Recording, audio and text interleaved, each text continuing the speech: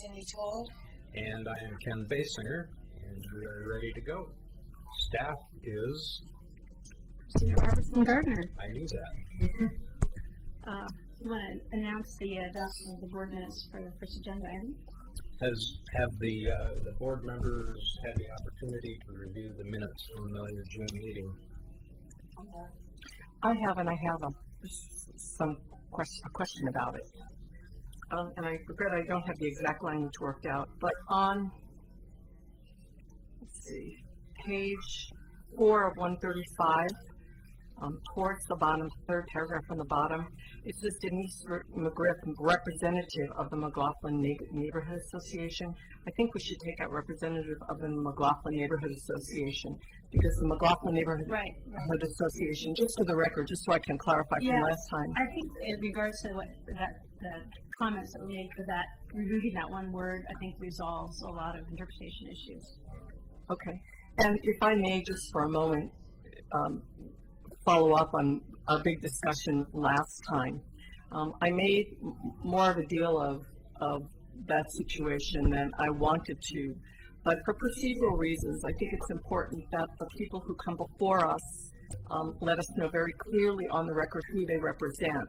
The McLaughlin Neighborhood Association, I didn't say last time, but has a rule that says that before a chair or anyone can come before anybody and say they represent our association, because I'm also a member of that association, you have to either have a vote of the steering committee or a vote of the general membership.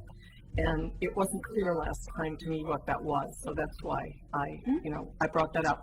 I do also want to say that Denise provides an invaluable service. She knows so much, and we really appreciate her doing it. So I regret if there was any bad feelings through that exchange.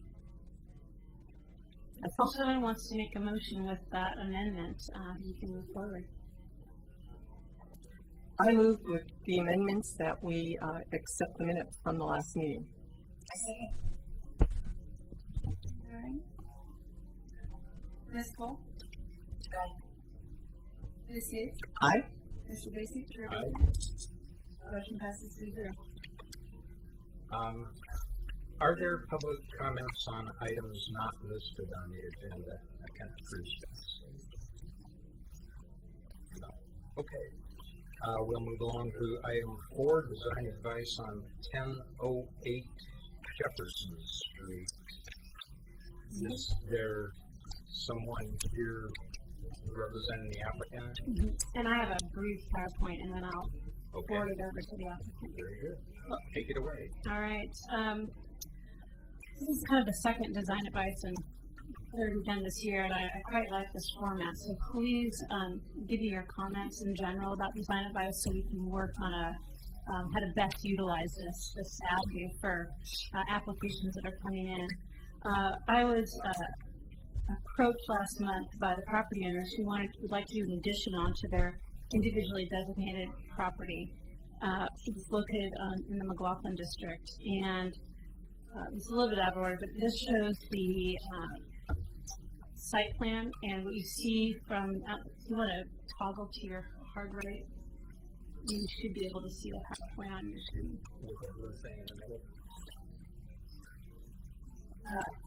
The hashed out sections are the proposed addition, so it would be a 2-story cross gable addition, and then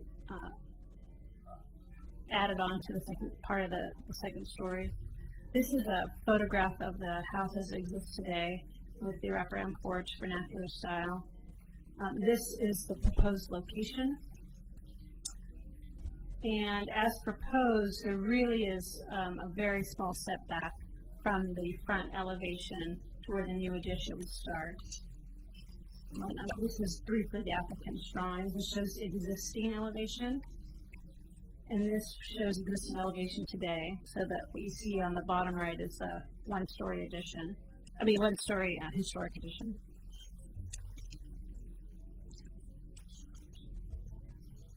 Okay. I would note that our microphones may not be on or broadcasting. Well, if you want to have it that mine is on. doesn't sound like it's actually broadcasting. Maybe it's just on for recording. I read but I didn't see it. It might take a moment before.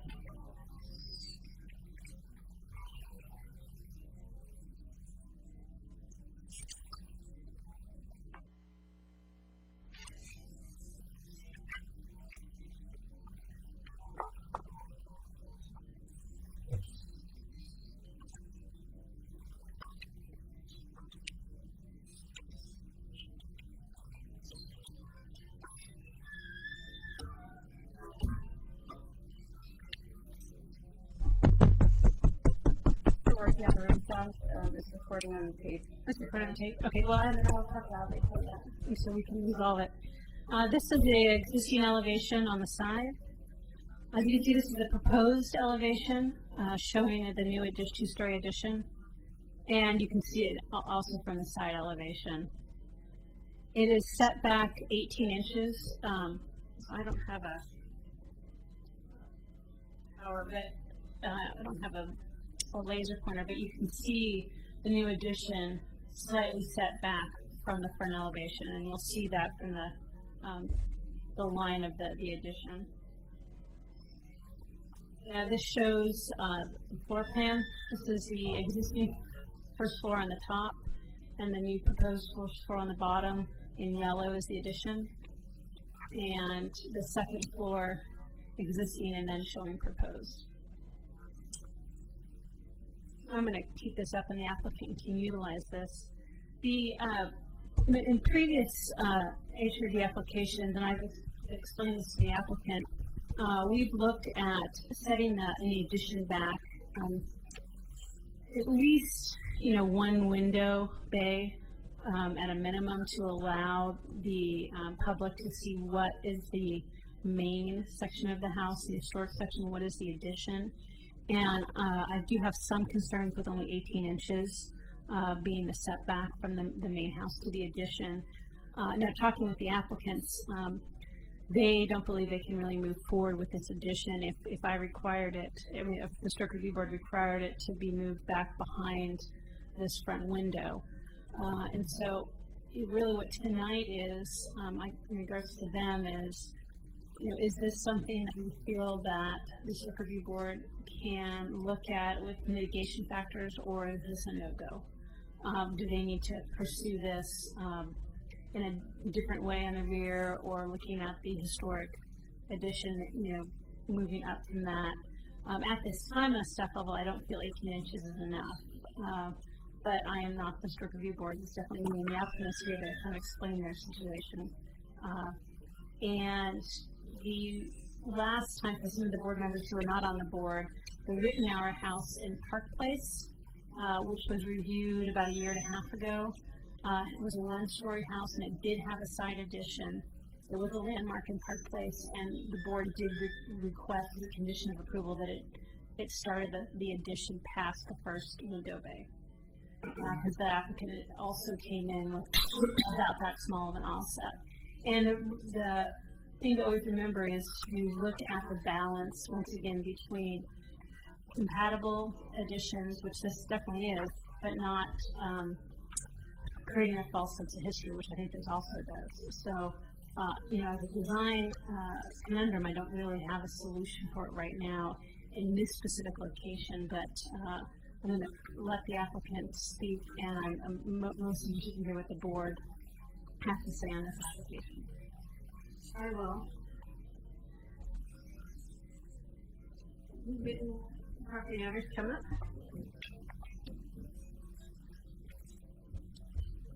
For the benefit of the tape recording, if you would state your name and address for the record. Devlin Kozel, 1008 Jefferson Street.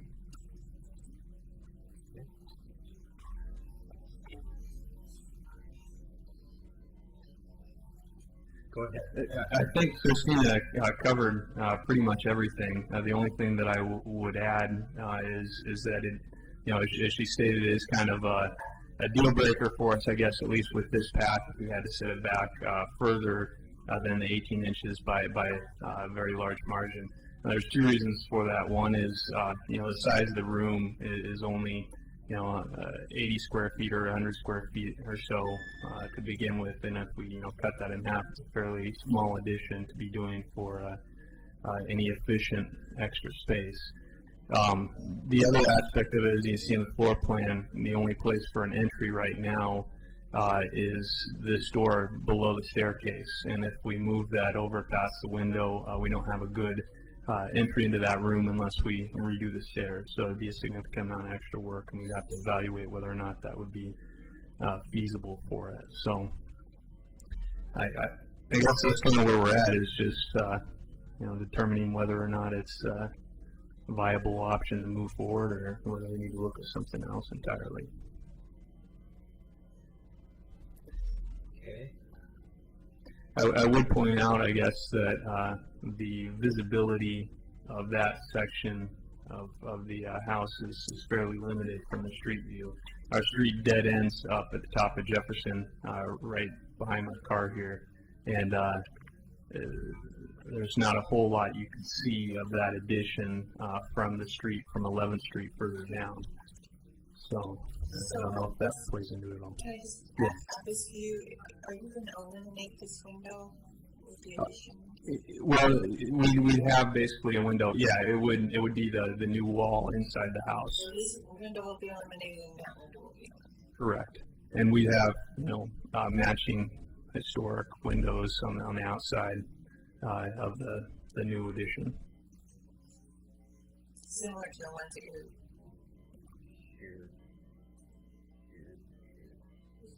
Oh, I see. Double. Yeah. Double. Okay, gotcha. I don't know which way I'm going. Yeah. So we'd So, I see. and we have second story window too. These are real rough elevation drawings, but. Would the 18 inches be roughly where the existing fence is now, or where would it be in relation to that? The fence right now comes directly. Oh yeah, that would be approximately where it'd be at.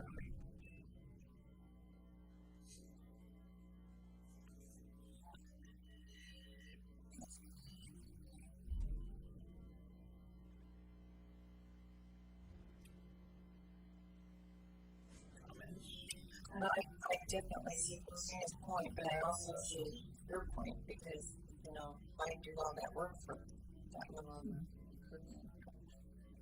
And I see Christina's point as well. I don't know what the visibility was in the Park Place home, whether you could see it any better than this, but I was at the house today, and in order for me to even see that part of the house, I had to go up on your porch. And so, and because there's so much shrubbery and there's a hill going up on the side, I'm not really overly concerned about it in this instance.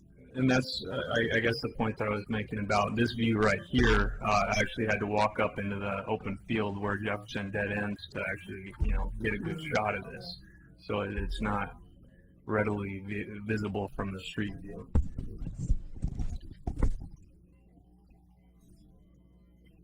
But then again, excuse me, Go ahead. we have two other members, an architect and a contractor, and I don't know what their feelings are. We have some justice on it. Is it He didn't comment on it. I don't recall anything about that. Todd Iceland? Oh, he didn't. No, and John, And John didn't either. would it be, I think it makes good sense to continue this discussion. are you on a time schedule? Tight time schedule? Just to try and fit it in with the next review meeting or whatever, and we got some plans and some work to do before that. We're adding on because we just had a baby last year, so we've got 3 kids now and only 2 rooms for them. So So you're always on a time schedule? we should throw the light back there. That's sure. Because my recommendation would be to get some feedback from both John, because he's a contractor, and Todd, because he's an architect, And I mean, not that they can figure some solution out for you, but maybe they can give a perspective that we can't see here. Okay. I'm inclined to go with it just because of the visibility issue. And as far as altering history, I don't really, I think when you have a house that's, is this on the national register? It's a local designated property. And when you have a house that's on the national register, you have to be really careful, stuff like that. I just think that, it's tasteful. I think that the lines are good. If you replicate the materials, I don't have a problem with that little bit being added to the house, but that's... And it adds value. Absolutely. And adding value upgrades the neighborhood, and that's... Well, yes, especially when, you have 3 kids. And the other 3 kids can see it in their hair. They're getting ready to sell it. We'd also be hopefully structurally shoring up some of the existing structure, because it is posted beam for part of the house that extends out the front there. So in the process of doing this addition, we'd be stabilizing some of the existing structure, I feel like. I think the 3 of us are in substantial agreement. Do you think we should go ahead and let them go and not wait for Todd and John, or should we be amicable to that?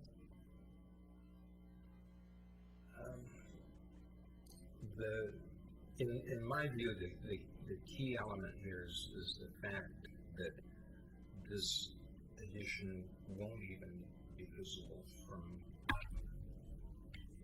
public property. Or the road, right? You can't sit here That and gives us a certain latitude in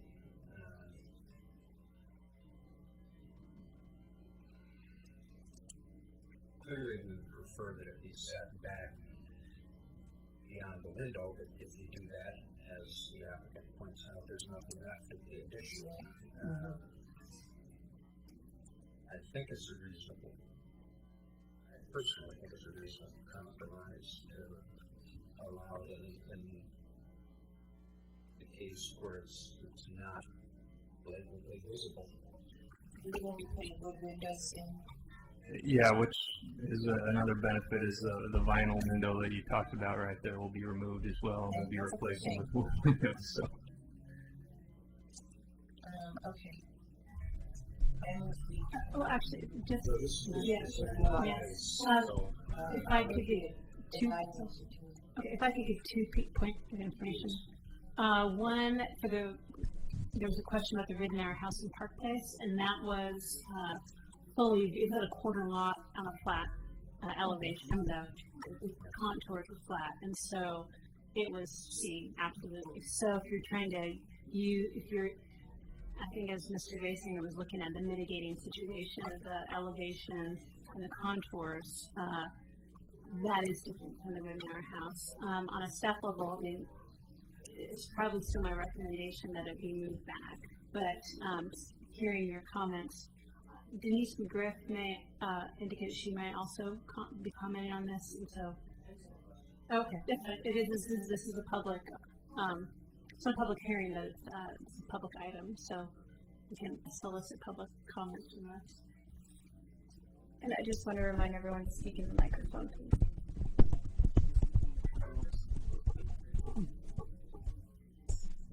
Any more questions for the applicant? I just have a quick question for the staff and the board. Hi, Denise McGriff. Sorry for my late entry. You may have already answered this question.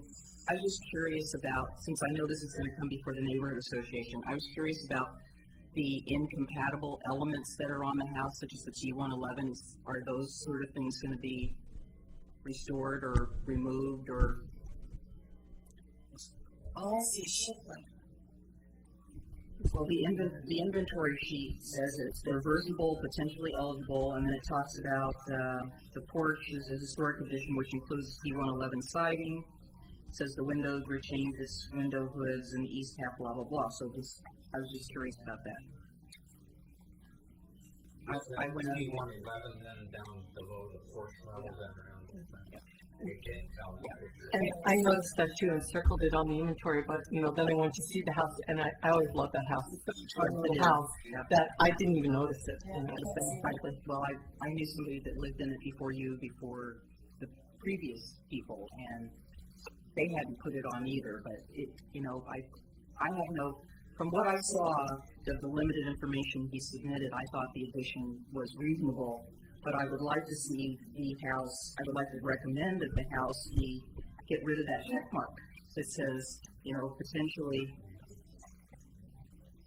you know, it already is designated, and it would be really great if some of those incompatible, reversible, potentially eligible individually, but it says altered. So whatever alterations they can take off and make it, since they're already doing like a little addition, which we know houses had additions over time, that would be terrific, and get rid of that checkbox.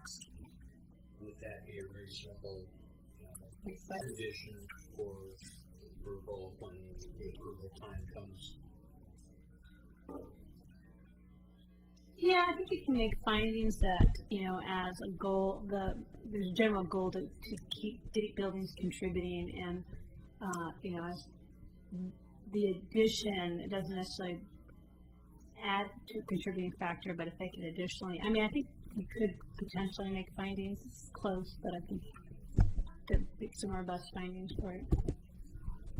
I guess this time we just ask you to take a look at that. Sure.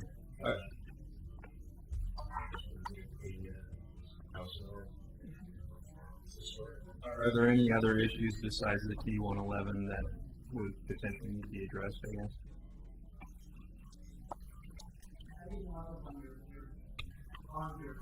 I understand. I just didn't know if there was anything on this that stood out. No, but I think, you know, we want to make the house a livable place for families. And I love, you know, the main viewing of your house with the L-shaped porch is so beautiful that to put an addition behind that would take away from it. So I think where you're planning it makes sense. So at this point, our recommendation is to proceed on the course that you're heading, and when you fill out your application, bring in the detailed plans and specifications, and then we can move forward. Great. Thank you. Thank you.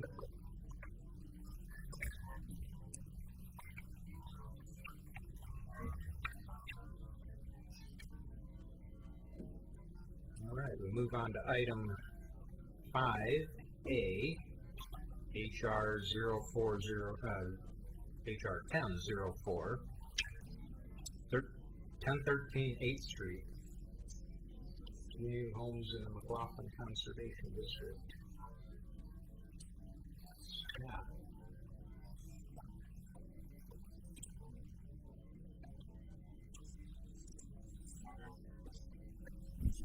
This is a continuation of HR 1004, looking at providing two homes in the McLaughlin Conservation District. I'll briefly recap the application and what was. Do you want to do the intro? No, it was actually done already. So because this was the intro, Andy's statement was read into the record at the June meeting. We do not need to read it again. So I will briefly go through the project and then provide the additional information that the applicant presented and make my recommendations for this application. As you recall, this is two existing lots. There was a historic garage that was removed through the code enforcement process, and the applicant has purchased the two lots. And one is the 1013, which is the address of the garage that was demolished, is located on 8th, and the second lot behind it is accessed off of the alley. Here you can see what the applicant is proposing, which is the front lot to have a single-family detached house and one detached garage, one-car garage, and the second dwelling unit to be accessed off the alley and be designed as a carriage house. This is the site layout of the front lot with the single-family detached and detached garage. At the time the applicant proposed this in June, the applicant was requesting a 1-foot setback that required a historic preservation incentive to move forward with that. The applicant had not pre-requested that, and that was not noticed. Subsequently, a new notice has been sent to the neighbors requesting the preservation incentive, and so by our code, you have to actually notice your neighbors that you're requesting that incentive. So that has now been done. So tonight, as part of the approval, the applicant is requesting that incentive. If the historic review board chooses not to grant that incentive, the one-car detached garage will have to be redesigned to provide for a 3-foot rear and side yard setbacks. These are the elevation drawings of the previous application. These are the drawings based on recommendations from the board, and I've broken them out for elevation, so I'll speak to them specifically. There's no change on the recommendation for the garage. Okay, the side elevation, you'll notice the applicant has provided 1/1 windows instead of slider or casement windows, and has removed the exposed rafters. In this front elevation, the applicant has redesigned both sets of windows on the main floor and this is the rear elevation, I apologize. On the rear and the second story, you'll notice that it's a little bit hard to see, but those are all 1/1 windows. The squiggly line is a little lost, but that is a 1/1 window. It shows the side elevation with the new fascia board on the dormer, and it looks like new 1/1 windows to replace the casement windows, and once again removal of the rafters, exposed rafters. It shows the front elevation and the reconfiguration of the windows. The applicant has chosen to retain the gabled front porch rather than providing a hip porch across the front, and has provided a smaller pitch on the front gable. The applicant has not submitted revised drawings for the carriage garage and is willing to accept the conditions of approval recommended by staff in June, which requested 2 1/1 windows on each side elevation on the ground floor. It has not provided a revised drawing of that. The applicant in the middle indicated that the neighbor, one of the neighbors abutting the property, was supportive of the preservation incentive. However, on a staff level, I'm a little uncomfortable to that level of communication, and I'm recommending an additional condition of approval, which is prior to obtaining building permits, the applicant shall provide a letter of support from the abutting property owners, that's 801 and 809 John Adams, to reduce the garage setback from 3 feet to 1. And so if they are unable to obtain a letter of support from both of those abutting neighbors, then they will resubmit for a garage that's 3-foot setback. And the 2 neighbors in question, I'll go back. You can see just to the south, you'll see 801 and 809, and those are 2 properties. Originally 801 was discussed, which is the direct abutting, but as I looked at how the property lines, which you can't see on this, meet 809, which is at the alley, and JQ Adams corner also touches and abuts the newly proposed garage. And so I'm recommending that both property owners recommend approval of that. Yeah. You said How about the neighbors at 1011 and 1003?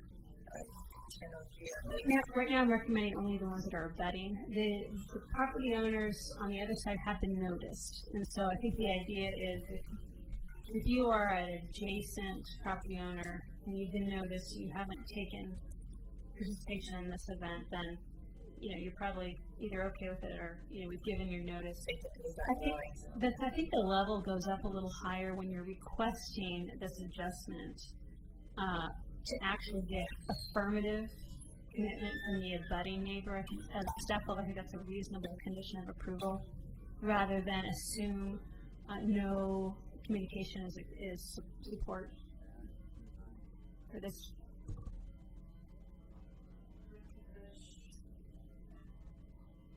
Button on the bottom, in the middle. Underneath your pointer fingers. Yay! Okay, so this is 809, and this is 801. And the property lines kind of meet right here. So, property line is right here. So, a little bit of this is abutting 809, and all this elevation, this side of the building is abutting 801. Just briefly, I'd like to go over the conditions of approval from the previous application, because most, if not all of them, still being met.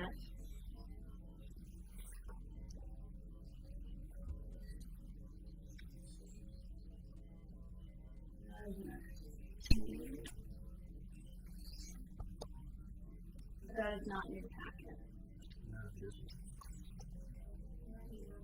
You can take a look at it here.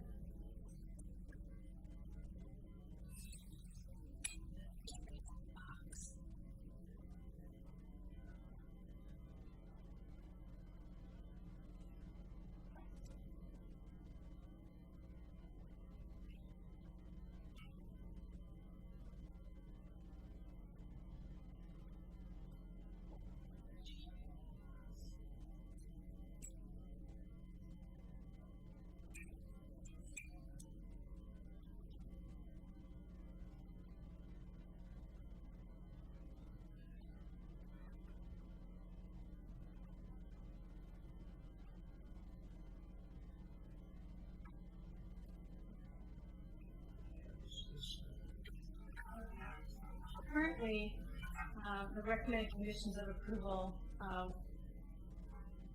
that are supposed to remain: 1, a final inspection is required by planning staff. 2, incised lumber or pressure treated wood should not be used on any visible surface.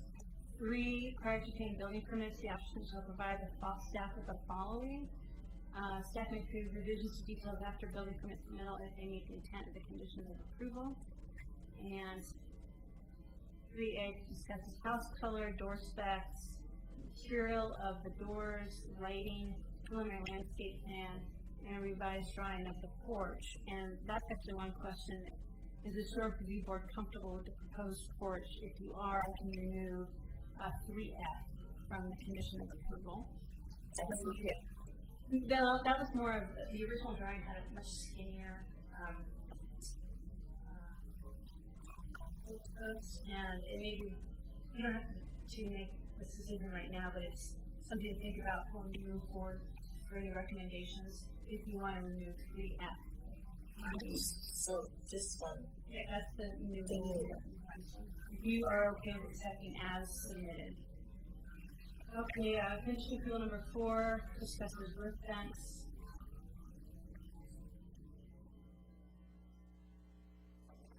5, all railings, deckings, and stairs should be painted to match the house body or trim.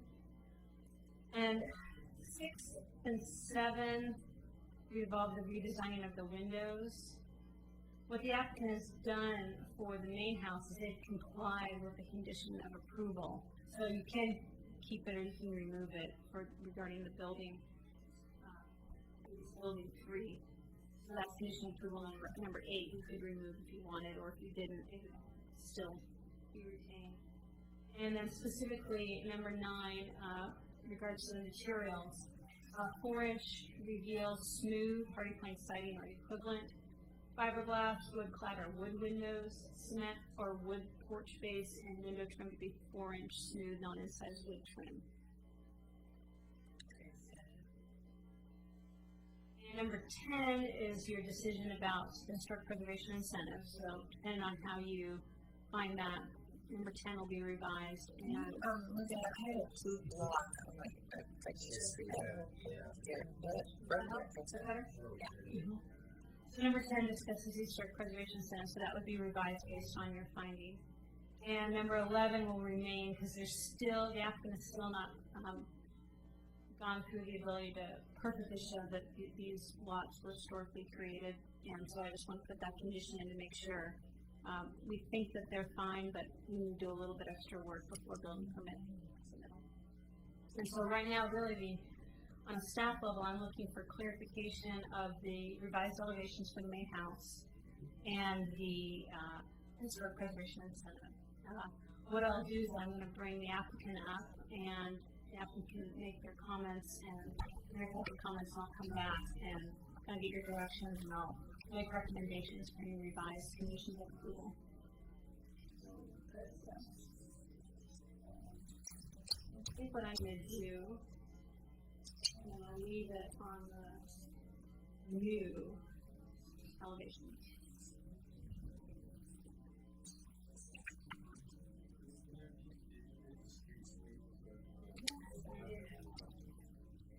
To show that. So,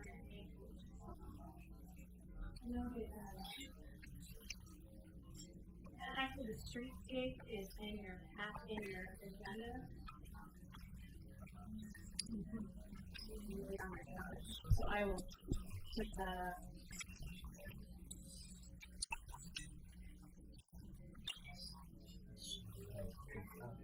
If you're looking on your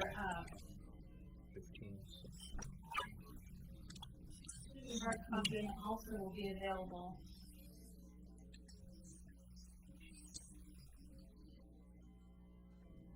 On your screens under applicants resubmittal.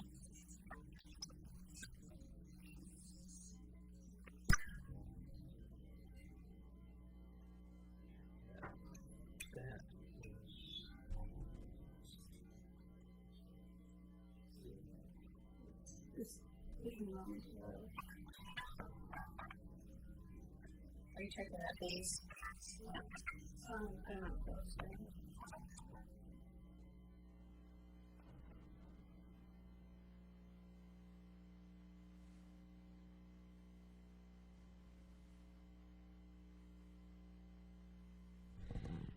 Additionally, I'd also like to add as exhibit number 1 to this application the email from John McLaughlin with his response and comments. He's not going to be here tonight, but his comments can be entered into the record.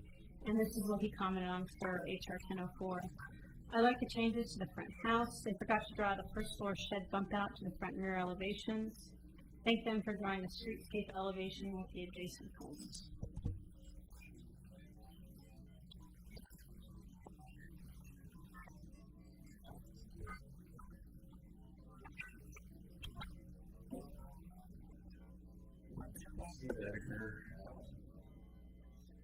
And I'm proposing a house that's on 8th Street, and my son is the one that's proposing to do on Howard.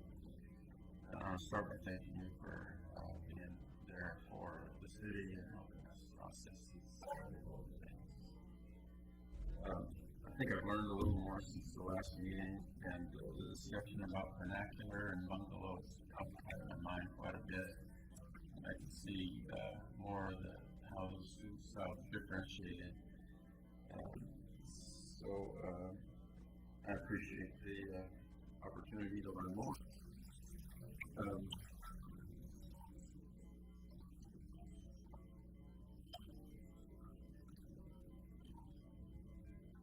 My son couldn't be here today. He had a prior engagement, but we were hopeful that this meeting can tie up loose ends so that he can proceed with his property on the rear, on the alleyway. The points of discussion, as I see them, are the 1-foot setback for the garage, 2, review of the streetscape, 3, the windows, 4, the porch, 5, looking at the vernacular elements, 6, I guess that's it. Okay. And I'd like to pass, before I comment, I'd like to pass out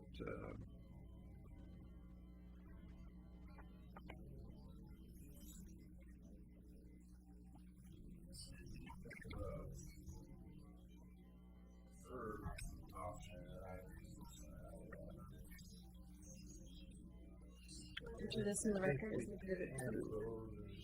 This is the new layout for the windows, it looks like. Well, because these aren't good anymore. Well, what's different is. Oh, you could speak in the microphone. Yeah, this will be entered as exhibit 1, or exhibit 2 tonight in the, as alternate front elevation. What this is the house you see now. But we introduced the 3-window arrangement that I had last meeting. And it was my sense that that was all right to do that. So putting it back out there, it felt to me like it complemented the design. So I tried the double window, and so I'd like for you to look at that one as well. How tall is this house? It's written there, right underneath. Each house has got a peak elevation. Oh, the peak from 2016. and then it's got an elevation to the east.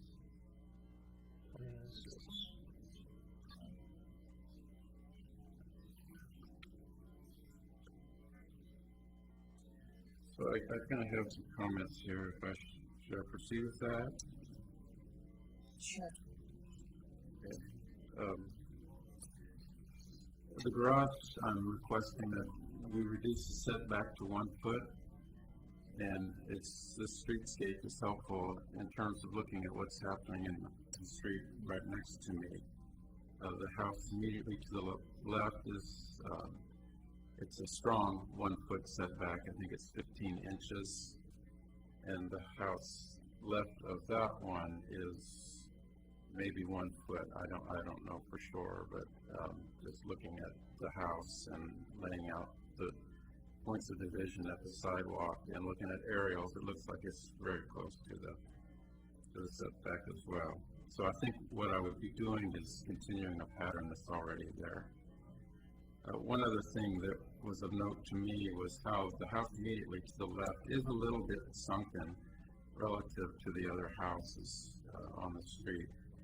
And how I'm able to determine that is, well, a couple of ways. One is that there's fewer steps on the porch, and if you put a straight edge to the windows, it is a little bit lower. So that affects a little bit the appearance on the streetscape.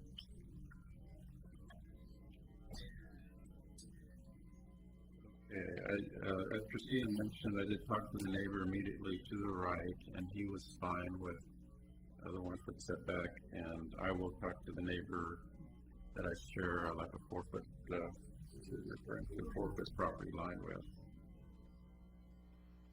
Also, I think of note is the oak tree. I think it helps bring, kind of helps give in perspective the size of the houses. And I don't know, I think it fits in well there. The actual mass of the house on the second level is the eave line is fairly low. It's fairly close relative to the other houses on the left. So it's the actual peak where you get a little bit more elevation, or I don't know how many feet it is. 5 feet or so. Okay. All right, the windows.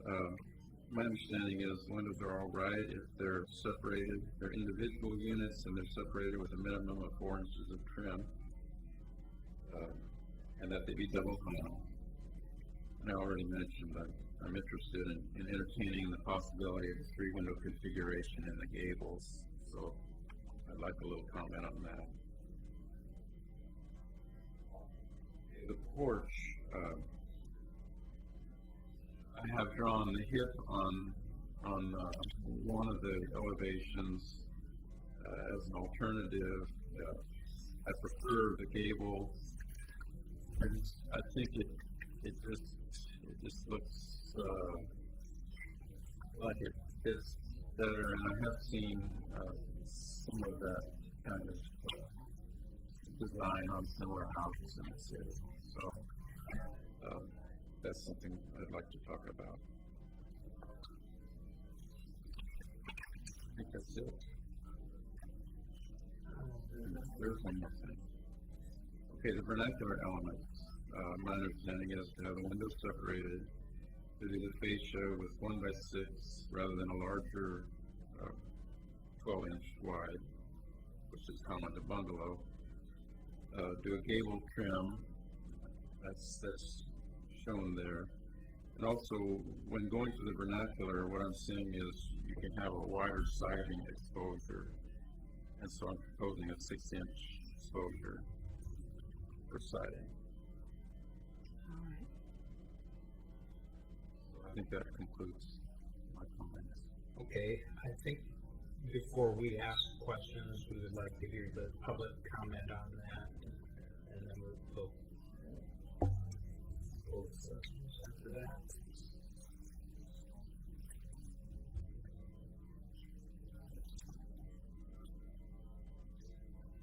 Denise McGriff.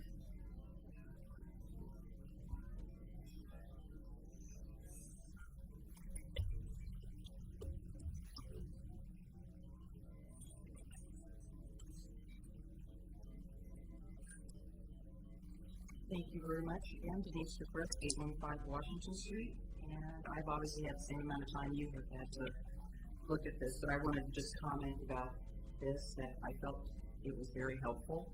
And I really appreciate Cindy requesting that. I kind of had the feeling this house is going to be much taller than all the others on that profile.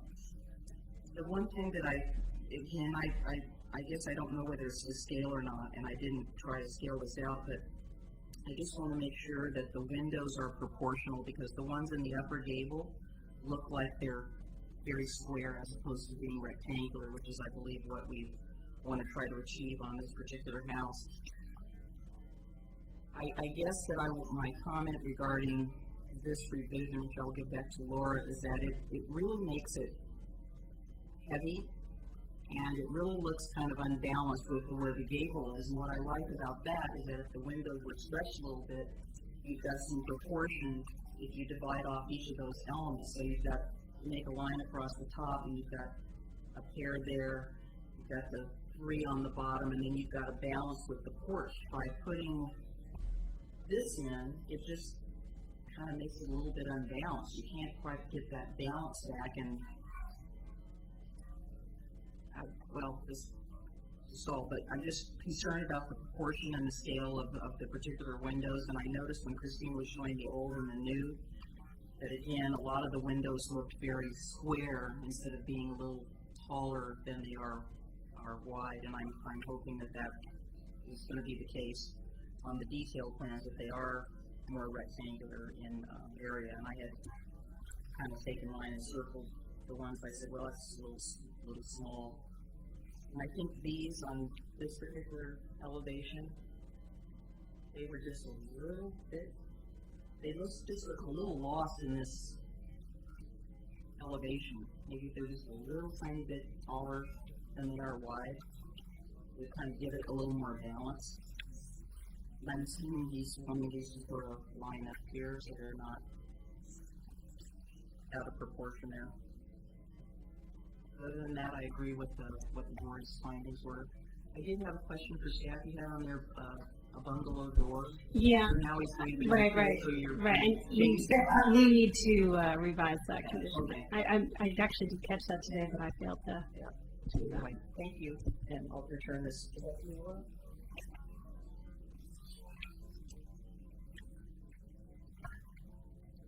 All right. Board members have questions of the applicants or comments? My marker was the greenhouse on the corner, which in this drawing is underneath that tree, right? That's the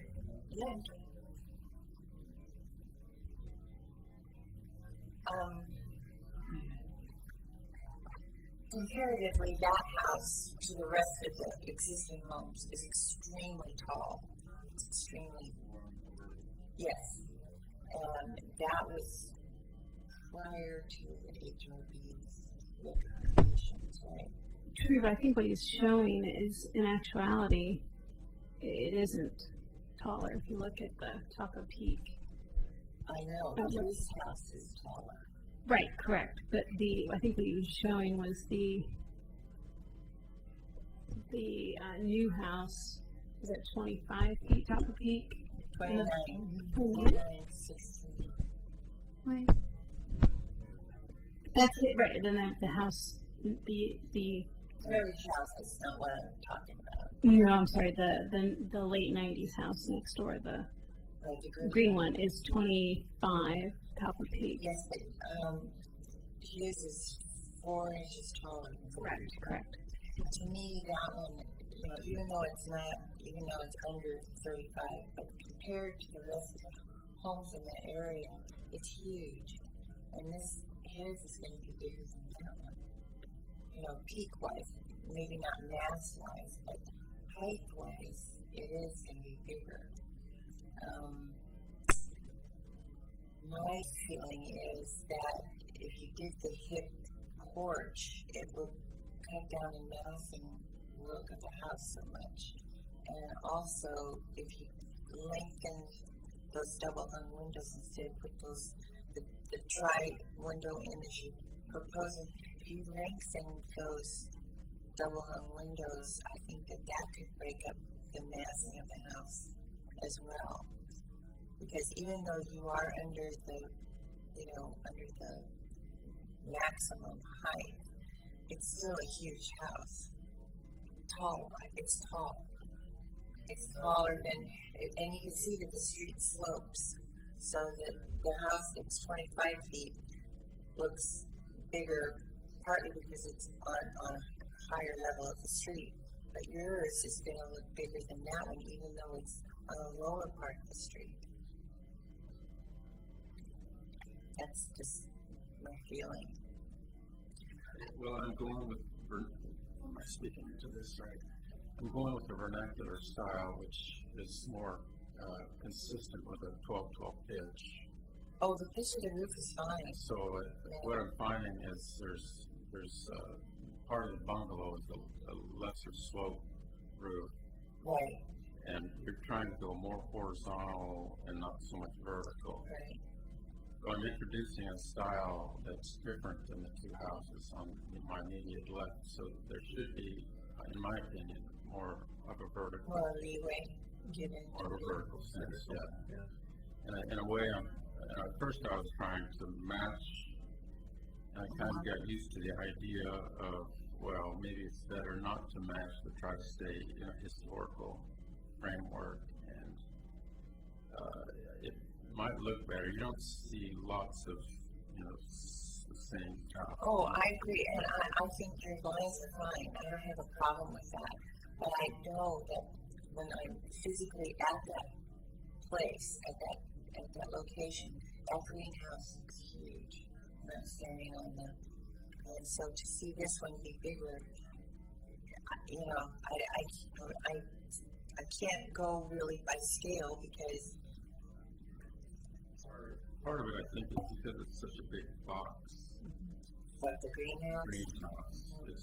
It's just a square box. It's only got like 4 pitch or so. Yeah, it's in that. So I kind of know what you mean. well. The only thing, I don't have a problem, but I think that to make it look not so massive, that your windows, if you extend your windows vertically, that it could help because you have a lot of room between the top of that window and the bottom of that decoration under the gable. Well, part of my dilemma is I have to have a window big enough for fire egress.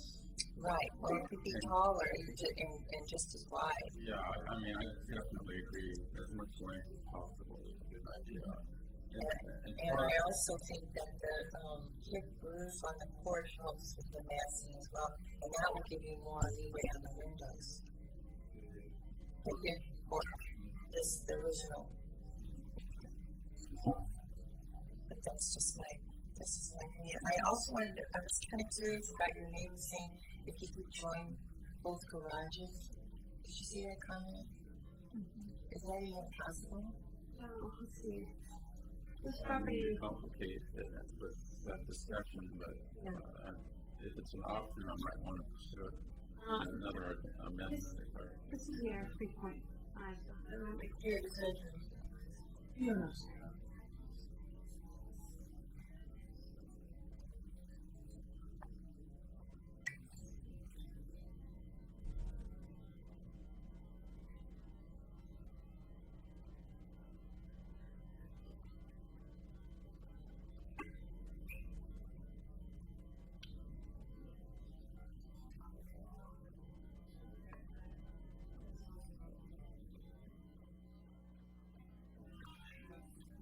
So the R3.5 zone does allow buildings to be built across the property line, or accessory buildings, though the entire building can't be more than 600 square feet.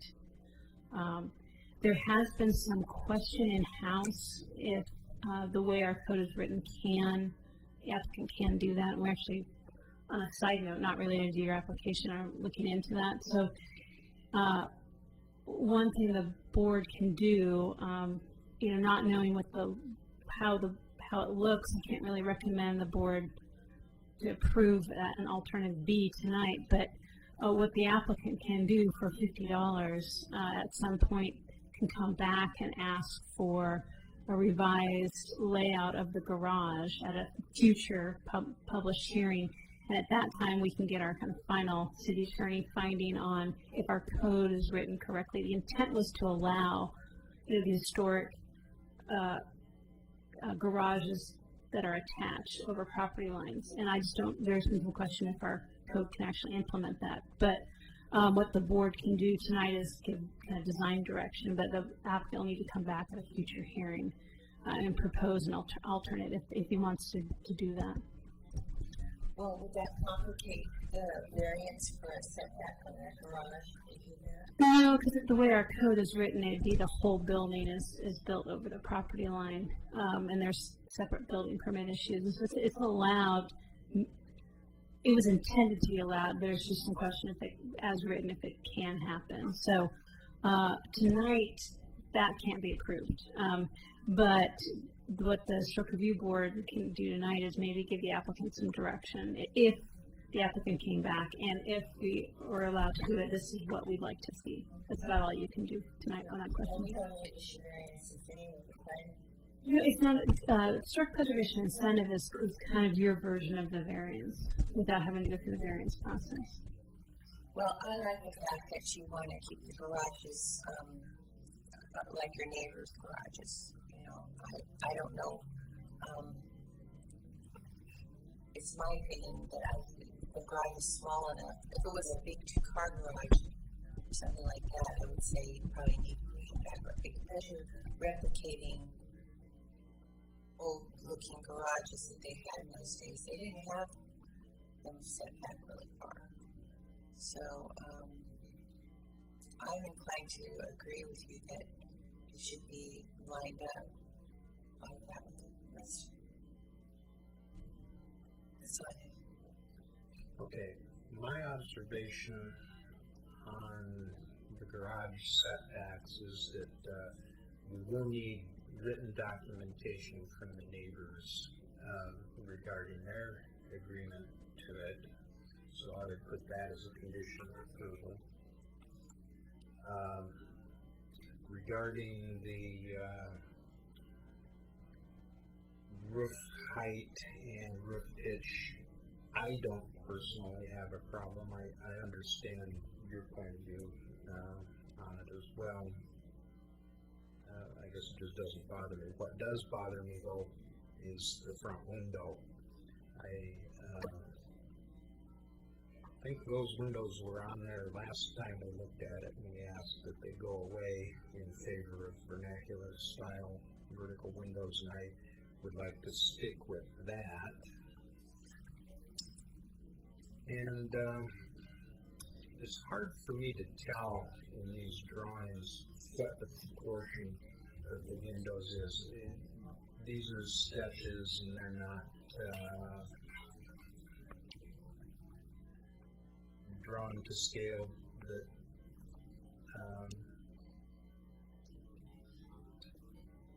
Denise McGriff pointed out the odd proportions or the mismatched proportions on the side elevation between the windows on the little shed bump out and the other windows shown on that wall, and they really ought to be compatible, I think. I agree with regarding the hip roof on the porch. I think that makes a more compatible and attractive feature. So those are my observations. Well, I can echo a lot of what you said, Ken. I don't mind the garage setback just being 1 foot. It looks like it is compatible with the other garages, but as long as you get permission, that's fine. I think the roof height just being slightly different makes it more interesting. And I think maybe now that greenhouse looks so huge because there is that empty lot there. And once you have that filled, I think it will make that greenhouse fit in better. And the pitch is fine for me. I agree with Ken about the windows. I don't like the 3 windows. To me, it just doesn't work for me. I like the 2 windows better, and it fits in better with the houses next door. I'd like to see, I think it was condition 8 about the windows left in there, just so we know what the parameters were. That's it. So the steps that we have here, it's my understanding then that regarding the Carrick House building, you agreed to the conditions of approval that was set down last time, and that's pretty straightforward then. Okay. Open. I don't know if you're concluding or not. No, if you have more to say, by all means. I just wanted to talk about the windows a little more. To make a fire egress, I have to have a 3-foot window, and it is too wide. It is wide on a double hung. That's pretty much the standard size you have to go with. So that's why I drew them at 3 foot. It's the area. It's not necessarily the width. It's the area that you have. 5.7 square feet. Right. And there's nothing wrong with what's under that. But to get a window, maybe if I can get a little more length, maybe I can reduce the width a little bit. That's partly why the 3-window arrangement was in there, because you have a bigger window in the middle, and then you have kind of a little side, more like a side light window on each side, and it kind of complements the form of the roof. Those designs were not really done with this style of house. They're more like Ken said, craftsman style element for bungalows and later in the 20s, I think. So, but as long as you have that area that a body can get through for fire, you can have your windows taller. Do you have advice on that? Yeah, and well, I do have advice. I've been writing down potential conditions of approval. So after I'm done giving this advice, I would like to sit back down with the board and kind of spell out what I'm hearing as my recommendations. But one thing we can recommend, a traditional 3050, which is that 3-foot. That's what happens. People try to just get the 3050, which is the traditional egress window, and put it in a vernacular, and it is too wide. And so what I don't have right here is the dimension to put down, but what the board can give direction to the applicant is to use the thinnest, horizontal width that still allows egress, and then to lengthen you can give a condition like that. And so knowing that these are going to have to be egress windows, that you can kind of get that direction and get closer down to the, and I just don't, off the top of my head, know what that dimension is to say you need to use a 40 kind of thing. I don't have that to give, but that would be my recommendation, is to add a condition of approval that provides myself and the applicant the ability to look at a more vernacular sized window and encourage to look at something skinnier than the traditional 3050, which I think will give you what you're looking for.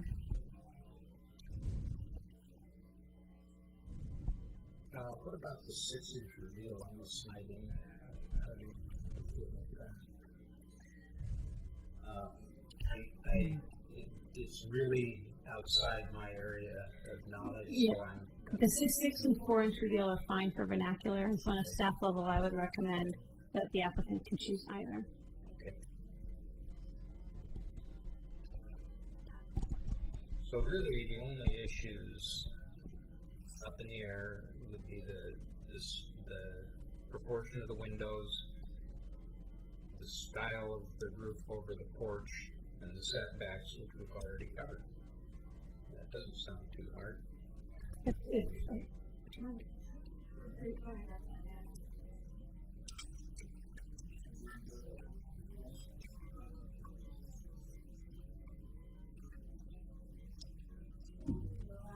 Conditions of approval. And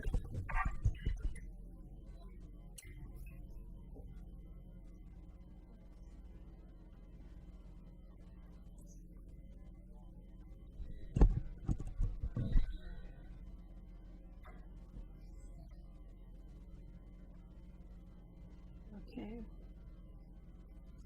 I guess the first question from the board, and if I could go down and kind of get your comments for each of these revisions of the condition, and then we can make a motion on the final. But I think the first one is 3F. Actually, the first one is 3A, which will be removing the term bungalow, and it'll be vernacular on 3A. And then where else is there a bungalow? I think a door. B also removed and replaced with vernacular. So 3A and B are just straight changes of wording. And now F is regards to the porch. And so I want to get comments from the board on, do you want to accept the porch as proposed by the applicant in the new submittal, or would you like to create a condition of approval that revises it? And just to show, let me go back to the, she's showing the revised, and it doesn't look like a hip, this actually still looks like a gable. Well, I think it was more like a hip than the other one does. Confirm. Looks like a hip. Oh, it is? Okay. In the side view. Oh, you Yeah, guys hip, sorry. the side Okay. view, you can see it. So this is showing the new hip. So what you could do, if you're supportive of the new, porch, you could just remove F from the conditions of approval and just accept as proposed in the revised drawings. Okay. Yeah, come on.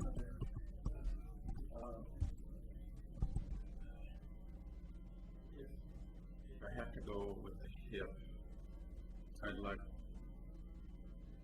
look at maybe going bigger with the porch. How much do you? Cross. Mostly across. I'm trying to avoid blocking the light into my window there, but it looks so diminutive as it is that I don't know if I can do it. Staff level, I wholeheartedly support a full hip roof for a vernacular. Oh, you mean over the Mhm. windows? Mm-hmm. Oh. I think that would be. And so the porch would extend out there as well, right? I was hoping to avoid that, but if I have to go with the hip, I think it would be okay. I really But have everything along. is that really easier than doing a hip? A small hip? Is that really easier? Oh, I really am needy of sun, and that's a southeast facing window that I would like bright sun. Well, that's why I would don't understand why you want to cover it up with the porch. Well, because if I can't have the gable porch, which gives a little more substance and more of an invitation to the front door, I think I'd have to do, if it's diminutive in my, when it's that small, the roof is shorter, it's not much of an accent wall. On a condition of approval level, the board can approve either a full porch hip or the proposed half And then porch you hip. make it this way. I mean, if you're comfortable with both options, my recommendation would be to approve both options. If you only want to see the full porch, then recommend that. But I'm fine with an option A and B. I don't think that's a problem. So, I think that's good. Okay, so that would be revised F to basically say the applicant, I'm going to write this down.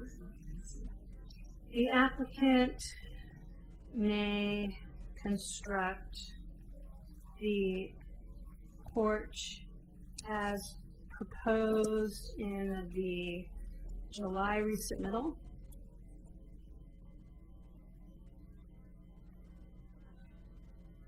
And we'll make a new sentence. The applicant may additionally construct a hipped roof porch that extends the width of the front elevation. Instead of additionally, how about alternatively? We've not yet.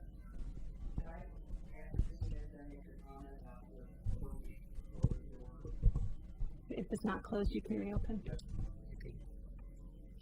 So that would be my recommendation that F be revised to include that. All right. Denise, if we can finish the okay. Okay. So let's move on. So right now we have 3 A and B revised to move vernacular, F revised as worded. Yep. And let's see, I'm looking at the next, the window, let's see, building 3 is the main building. So condition approval 8A, I would add a B to that and say condition 8E would be that the applicant shall propose, the applicant shall propose 1/1 windows that are more vernacular in nature. The width of the window shall be designed to meet the minimum egress standards and shall be lengthened appropriately for a vernacular style window. Is that looking like that makes sense? And that's for all elevations. Retain some latitude for staff. Right. So that's looking at all elevations of the, so that would be B, so vernacular. And then it sounds like 8C is you are, well, I guess rejecting, you are not approving the revised 3-window configuration submitted in Exhibit 2 this evening. I think that's the way we're leaning. Okay. And 9, you'll look at 9, number 4, Roman numeral 4. The window trim should be minimum 4 or 6-inch smooth, non-incised wood trim. Under. And 9.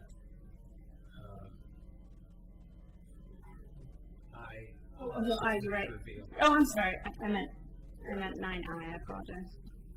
The 9I is 46-inch. So 4 stays the same. And then 10 shall be revised per the, actually no, 10 is fine because you're given the setback, and you're adding 12, which was proposed in the PowerPoint, and I'll restate that again. Prior to obtaining building permits, the applicant shall provide a letter of support from the abutting property owners, 801 and 809 John Adams, actually John Q. Adams, to reduce the garage setback from 3 foot to 1 foot. Perfect. Adams mixed up. So that is what I'm seeing from your discussion. And so after Ms. McGriff speaks, if you think anything is missing, let me know. But I think we've addressed in that we can put in writing the conditions. So the person making the motion can motion as revised. And now we would like to hear from the public. Thank you again. I want to go back and revisit the porch when this one was proposed. It's just too squat, and you talk about proportion and scale. It doesn't match up with the rest of the pitches that he has proposed on the house, which is why I really like to support him on this one as opposed to a hip all the way across. I just sketched it as much as I can draw and making it go across the front of the house. And you've got a pitch, and then you've got something else that's like this, and it really, if we're trying to make this proportional, it just doesn't work, pulling it all the way. I wish Todd or, we're talking, again, this is like this. The hip is going to be a little squattier as opposed to the one over the door, so you kind of got a mimic here. You've got this little pitch here, and then you've got this little pitch here, so it's really proportional and matches. It matches this pitch. It matches that one, so it sort of ties it all around. I'm not sure why on the front. Yeah, I think the recommendation for this was the in Oregon City, not all, but a majority of vernaculars do utilize hip roof, full porch pitch, and so illustration. And if I remember. From the discussion in June, some of the board members were comfortable with this, and some were not. And so on a staff level, my recommendation was to go to what is prevalent in the district. It's not saying that these options can't be approved because they are compatible, but on a staff level, if in doubt, I default to what's prevalent. And so what's prevalent is the full expanse hip roof porch. So on the board's level, you can look at, do these kind of alternative porches still meet the intent of the vernacular and the new construction guidelines, or do you feel because of a lot of other elements? I think that was a discussion last month. There are all these other elements, and that may not have been compatible, and then you added the porch as another element. Were you now making this proposed house outside of the vernacular design kind of aesthetics? And so the more you kind of check off the different design elements being closer to vernacular, like windows, like the fascia board, can you have a kind of more of an alternate design porch? And that's up to the board to look at that. I do a staff, I'm generally more the conservative recommendation. Because that's, what I know is compatible. And, that's kind of my job as staff, is to give you what I know is compatible. Well, okay. I think the windows, if you extend those windows and make those windows taller, it is going to look a lot more like an Oregon City vernacular with that hip roof. If you do those windows correctly in the gable. This is my opinion, but I think it will reflect that, whether it's a single over the door hip roof or it's a totally across the house hip roof.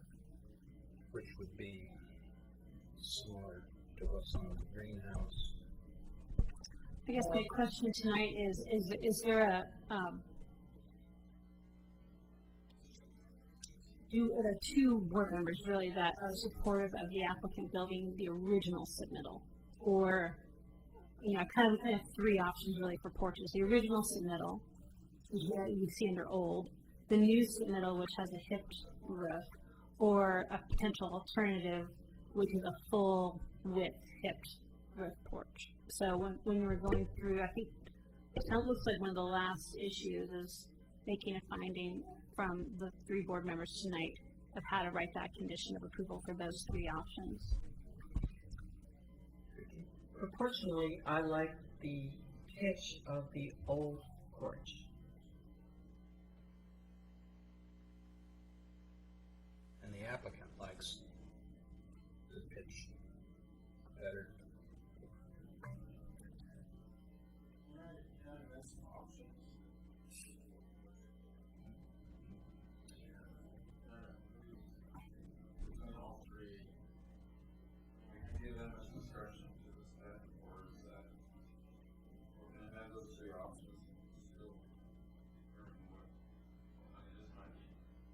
Yeah, at this point, once you this we have it on the record.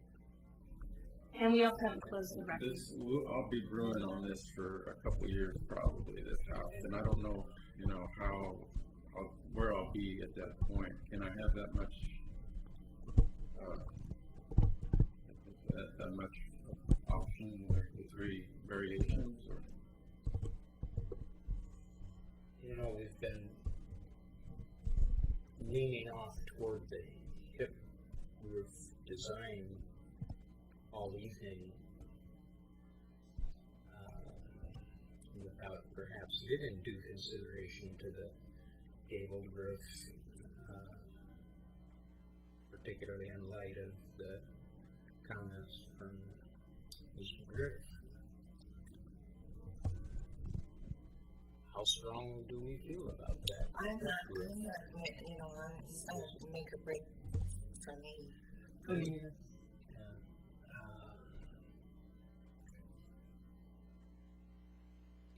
If you were given the option to go with the gabled roof, is that the way you'd go? If we said that's okay tonight? Where I'm at right now.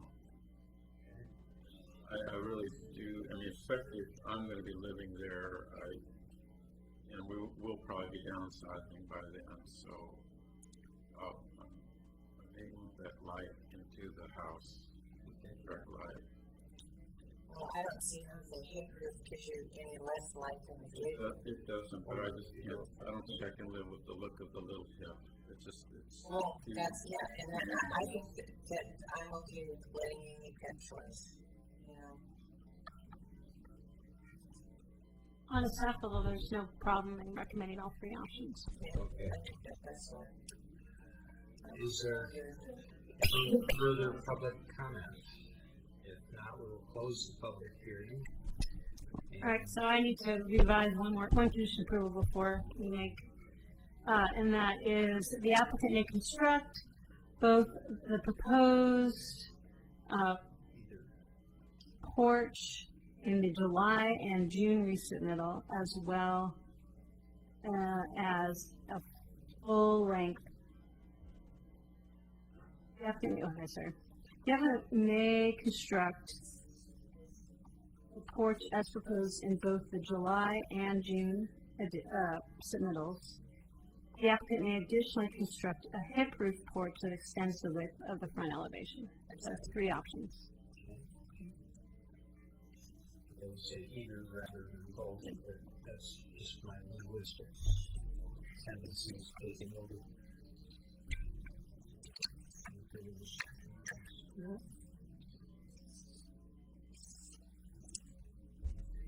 I would entertain a motion. I move to approve HR 1004 with conditions As amended. as amended. I second that. So, Aye. Mrs. Sears? Aye. Mr. Grayson? Aye. Motion passes 3-0. I congratulate you. Thanks for your perseverance. We will move on now to public hearing on HR 1005. 519 13th Street. All right. As you recall, this application was continued to the July hearings. The applicant didn't provide enough information for staff to make a recommendation. Subsequently, the applicant has turned in the information, and I'll go through the application. And my recommendations, at this point, I still don't have on staff level elevations I believe that can be conditionally approved.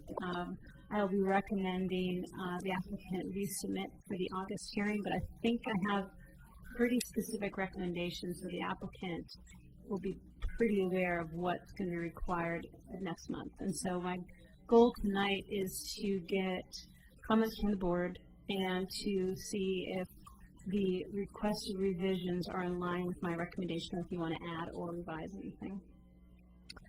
This is a vacant lot next to 1519 13th Street. It's as you go down Washington Street, it will be on your left, and it is above Spicer Brothers. So when you're at the Spicer Brothers parking lot and you're looking up the hill, you will see the rear of this house. The rear? Mm-hmm. It's going to be facing Oak Street. You're facing 13th Street, but when you're at the parking lot of Spicer Brothers looking up, you will be seeing the rear of this property. Can you see it through the will you see it through that vegetation? You will be able to see some of it, yeah. Especially in the wintertime, because this is mainly deciduous vegetation. This is the subject site, and Spicer Brothers is the 508 14th Street property to the north. From the site plan, you can see that the front of the property is quite flat, and then it precipitously drops off in the rear, and the applicant has proposed a garage kind of right at that break in slope, and I will address the geotech and the design issues a little later in the presentation, but for the most part, the house is on a pretty flat elevation and flat contours. As proposed, you'll see the front of the house is 32 feet by 42 feet. There is a driveway that then goes back to the rear of the house and accesses a double garage. So the arrows are showing kind of, looks like an additional parking space is being proposed by an extra wide pavement on the back of the house, or to allow maneuvering of the car.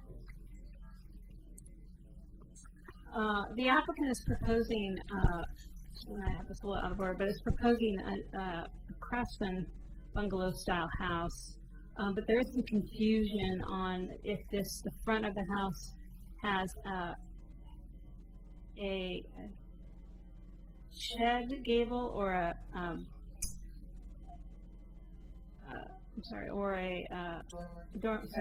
shed dormer or a gable dormer, and one hear from the applicant when they make the presentation tonight definitively what they're requesting. Right, this is showing the gable dormer, but if you look at the applicant's proposal, another section shows a shed, so I want to get that clarification. This is showing the left side elevation, and the applicant is utilizing a board and batten siding on the second floor, and also on the shed dormer in the rear. This shows the other side, which is, and this is actually, if I'm at the existing landmark house, this is what I'd be looking at on my side. So most of this is the east elevation. And this is the rear elevation, so this is what you'll be seeing as you look up. The only thing the applicant has provided for the garage specs, and you'll see in the conditions of approval that the applicant needs to provide elevation drawings. That's a 22 by 21. And right now it's showing a two-car garage door. And generally, the design guidelines for new construction look at ideally two separate one-car garage doors.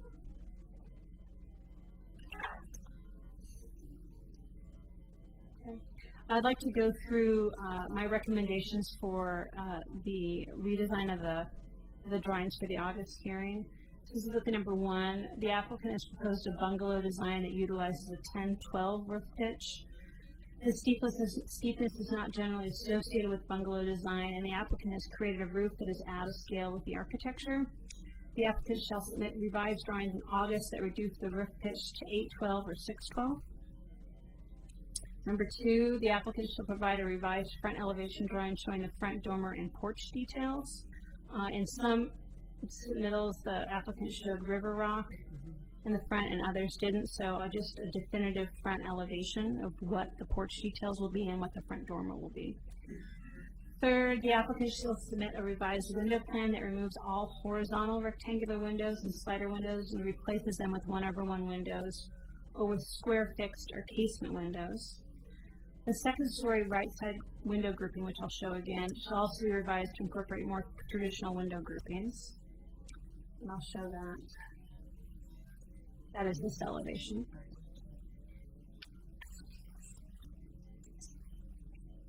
The applicant shall provide drawings showing all 4 elevations of the garage building. 5, the following exterior detail specs should be submitted in the August hearing. Front door, all side doors, including any on the 1-car garage. Garage door, exterior lighting, and porch detail. And the question is this a 1-car or 2-car garage? I've also, in the staff report, have suggested some conditions of approval, and really most of them are traditional ones, but what I'd like to go over is the elevations of the garage, and hopefully the applicant can provide the information needed to not have to do the condition of approval. And what I'm worried about is because a geotech report has not been done for this property, the applicant is going to also concurrently need to go through the geologic review process. And not knowing what kind of foundation will be required at the rear of the garage, I'm unsure of how much exposed foundation there's going to be, because it does start to drop off. And what I was recommending in the proposed August approval is that if the applicant can keep any part of the exposed foundation of the garage below, I think I have 4 feet, they can move forward kind of without having to come back to the board once the foundation plan is resolved from geologic hazards review. So I chose 4 feet as a reasonable threshold of a garage not having the worst case scenario is you go through geologic hazard review, there's a much more substantial foundation than what was expected. And as you're at Spicer Brothers or down at Washington and 14th, you look up and you see a large rear foundation. So that explicitly do not want to have approved through this process. So as we move forward in August, there is a recommendation that if they can keep under a threshold of exposed foundation, they don't have to come back to the board with the final drawings of the garage. But if they can't do that, they'll have to have a new separately noticed hearing and come back for the board to look at that again. The way the geologic hazard review is going, they may not be approved until the end of the fall. So a lot of times these go concurrently, but in this situation, the applicant has had to bifurcate the process and do the geologic review at a later time. The board and batten siding I didn't add as a condition, and I want to get the board's finding on that, but generally that level of board and batten siding is not found in Oregon City, and I don't have a specific recommendation tonight on that. So I'd like to hear from the board. I don't know if once the pitch of the roof is dropped and the windows are reconfigured, if the large expanse of board and batting becomes less perceptible, and maybe it could be approved, or maybe just in general it shouldn't be approved, and a secondary siding such as shingles might be a better option. So it's something to think about tonight, maybe give direction to the board, but that really does not have to be decided on until the August meeting, until you see the redesign of the pitch. I am open to any questions the board may have before I pass this off to the applicant. What about the final windows? They would have to provide that to you in the August meeting. I mean, a change. Yeah. I don't remember hearing you mention that as a condition, did you? Yeah, sorry, let me go back.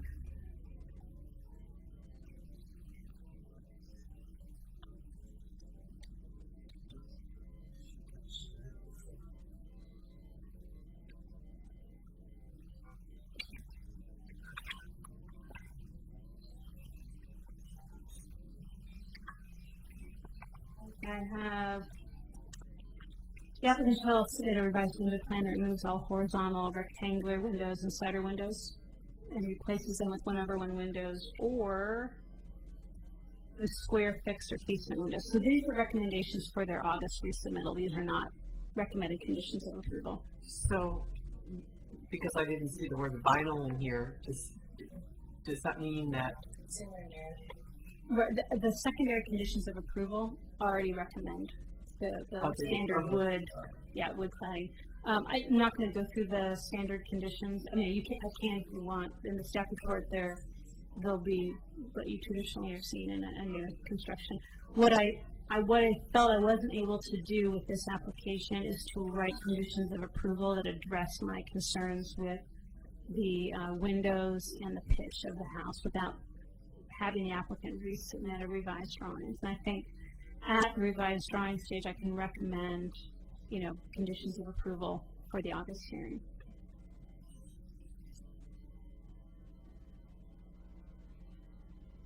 Okay.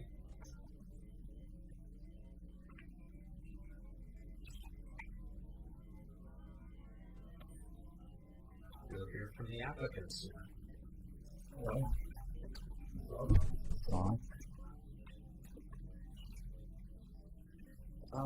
If we could just go to page 8. If you could please state your name for the. Oh, John Vernaga. Jim Small.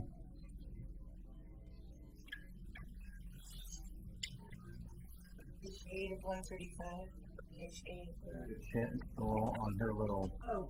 Do they have that? Yeah, it would be on the staff report that I gave you, the hard copy staff report.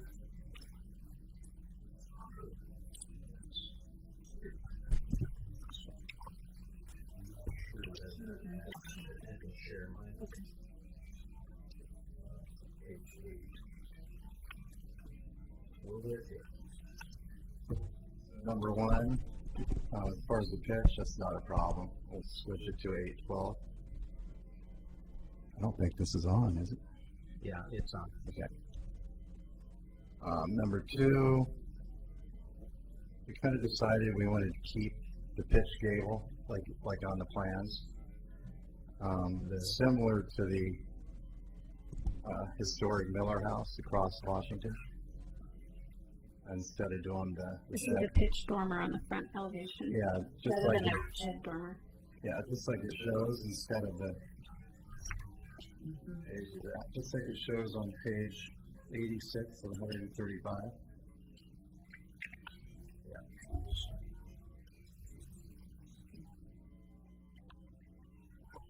This will be similar to the Miller House, which is on page 33 of 135.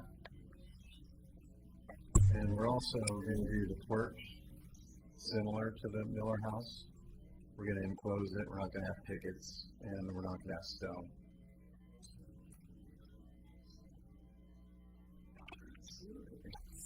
You're not going to have pickets. You are going to have stone. Is that what you said?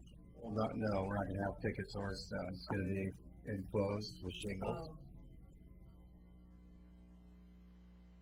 Then number 3, as far as the windows, it's not a problem, but there is a new product out. It's a simulated divided light vinyl. And I was wondering if I could at least bring it to the August meeting. You can look at it. Well, you don't do vinyl. Our rules are pretty specific on that. Okay, it's not an issue. And number 4 is not an issue. And number 5 is not an issue. And then the recommended conditions of approval. 1, 2, and 3 are fine. And 4, that's not a problem either. We'll do the ridge vent. when we redraw it. And then as far as number 5, that's not an issue. We'll comply with that. And then number 6,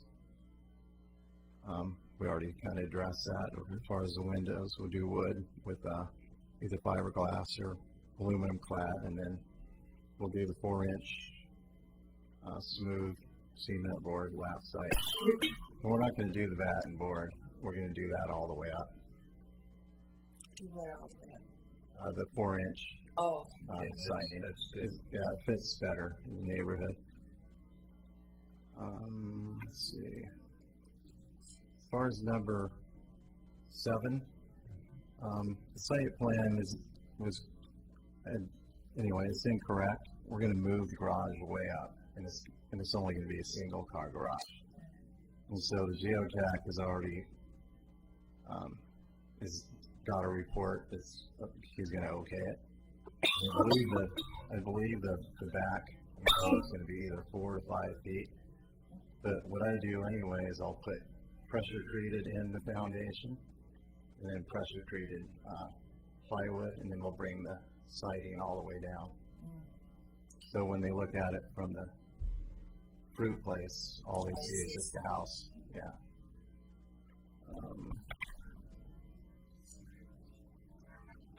So 8 would be taken care of by moving it up onto the flat area. Okay, so really, the only point of contention is on the shape of the front dormer.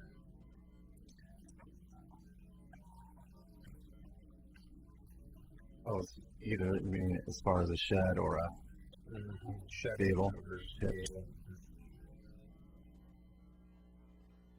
I just thought it'd fit in good because the house across Washington Street, the historic Miller House. One thing that's not addressed in here is the batten board. Okay.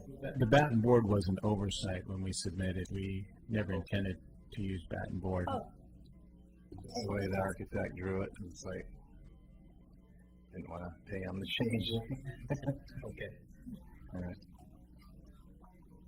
I really love the sage house drawing. This one that you were wishing that one was. I mean, I really think that's a nice house.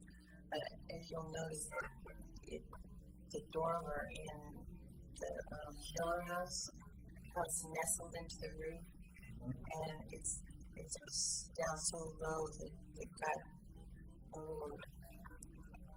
I'm not sure who's walking up of this.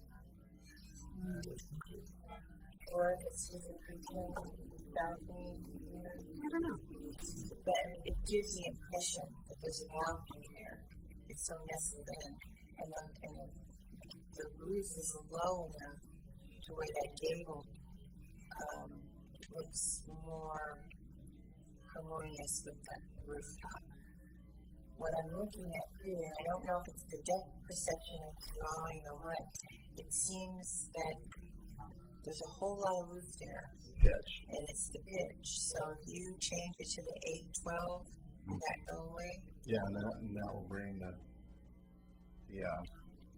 gable flatter too, similar to the Miller house. And it is a much larger scaled dormer than the Miller house dormer. I mean, the pitch is the same on the gable, but it seems more prominent. Maybe it's because of the roof, I don't know. Oh, there's other houses in that area that do have more of a full gable. We didn't take any pictures. Any other questions for the applicant? Okay, I think we would like to hear from the public if the public has comment. And just briefly, I want to enter into the record exhibit number 1, which again is John McLaughlin's comments. Yes. We'll be entering this into the record multiple times tonight.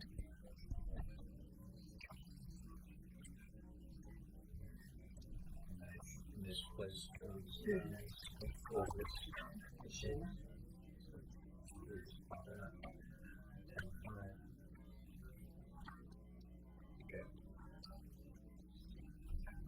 Denise?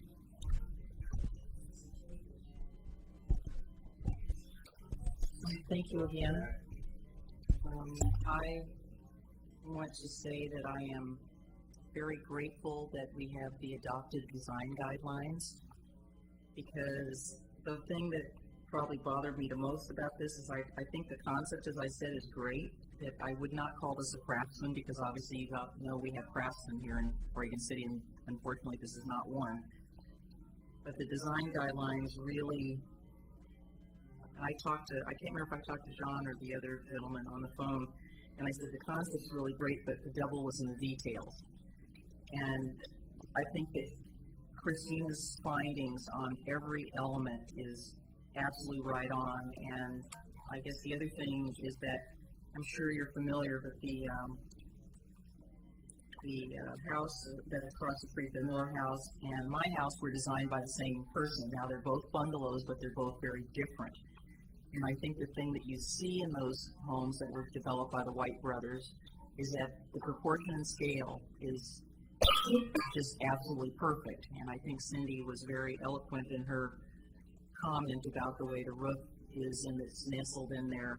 So I think until I see the revised drawings, I'm going to limit my comments to saying that I agree with the staff. I think the thing that does bother me the most is the right side and left side elevations, and again, that could be because of the pitch. I'm not sure what's kind of going on here. We got one little projection here, and then we've got another dormer coming out, or the roof coming out here, and it's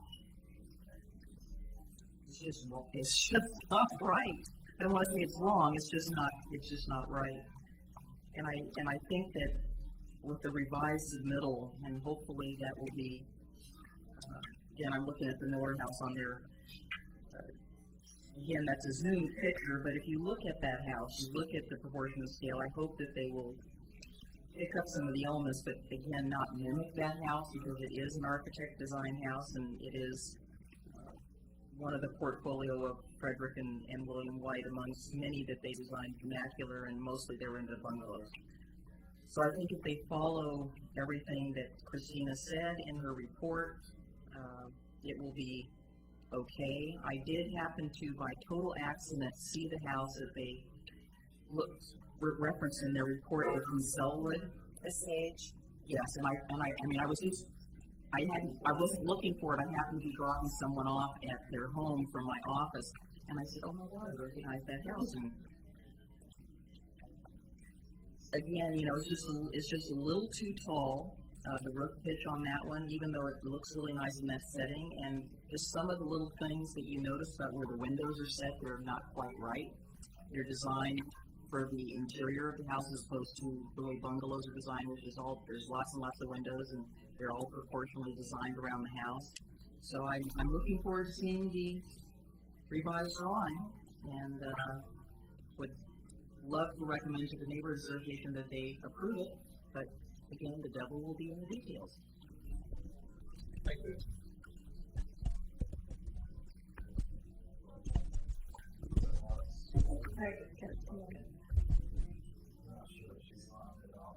So you never built one in Selwood?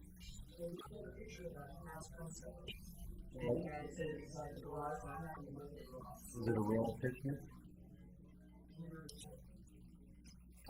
Is that the house in Selwood we were using as a example of how the garage would be located with the driveway down the side of the house.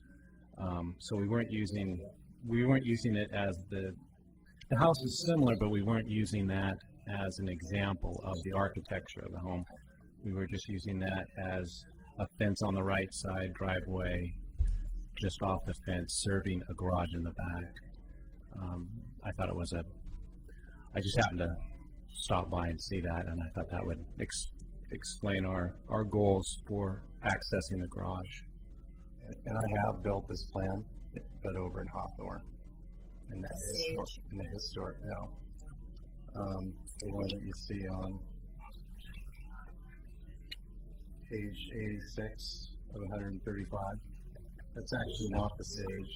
That's what I did. The Sage was just another example if we want to do the shed roof.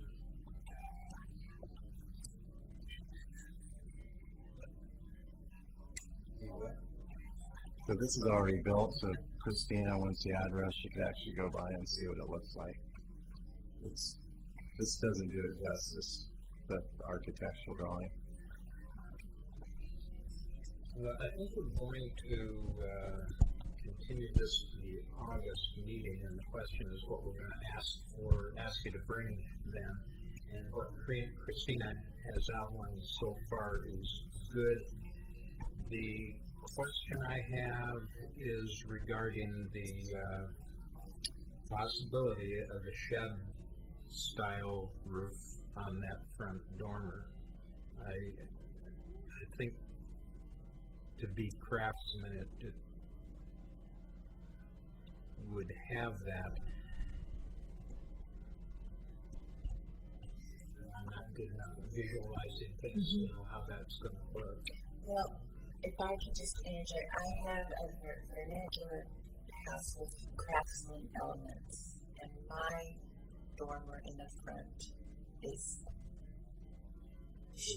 gabled, but it takes up more of the roof than that. It comes almost, well, I guess it's got about 4 feet on either side of the roof left, and it also comes straight out from the top of the roof. And this one probably will by the time the roof pitch is lowered. Lowered, yes. So it will look more, and that was built in 1916. I believe as we soften the pitch of the roof, I think one of the issues will be how we insulate the second story as we try and meet those goals. So yeah, bringing it into an 8 or a 6 pitch, I think that's the only issue that we're going to have.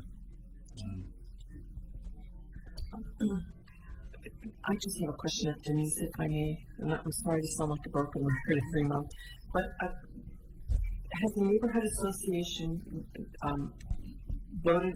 I gather from your comment that the neighborhood association or the steering committee hasn't voted on this, and that what you stated were your personal opinions. Sure. And I asked only to make sure we're clear, because on your comment form you gave your name and M&A, and I'm not sure who you were. I sent the comments on all of these items to the steering committees, and I sent this and I asked for a response. I received about half responses from the board, and then I verified that with Damon this afternoon. I said, this is who I heard back from. I need to go to the board tonight. He said, his email to me said, please proceed.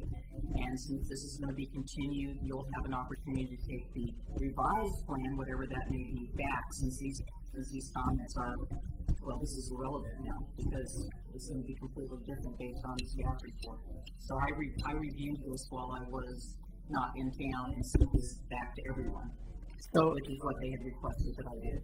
Okay. So I have about half of them saying, okay, proceed. I would appreciate it, just so we know who you're representing, if you can let us know when you come up, if you're here representing a vote or your personal opinions. They're not my personal opinions. They are based on criteria and standards representing the neighborhood association. Okay, let me rephrase that. Yes, I'd appreciate it if you can say whether it's you personally. Thank you. And just like these were sent pretty quickly out, the revised drawings, so there was not a lot of turnaround. And again, I'm not trying to cause a problem, and I said before Ms. Smithers came, we very much appreciate her comments and everything she does, but for the purposes of appeals and other things, it's important that the record is clear. Thank you. If there are no further questions, the applicants, we'll close the public hearing and discuss what to do with it. And the general recommendations for continuance to the August public meeting. Have we established a date for that?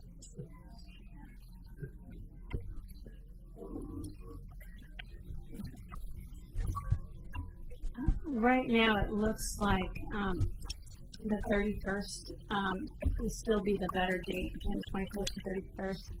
But we can speak at the end of the meeting. That looks like Ms. Cole will have to go to September. the September work session, which is either the 12th or 14th. What This Toll's application, I apologize. I will be within telephone range on the 24th. if Okay. that helps. But and I will make sure that I am as well. okay, that's okay.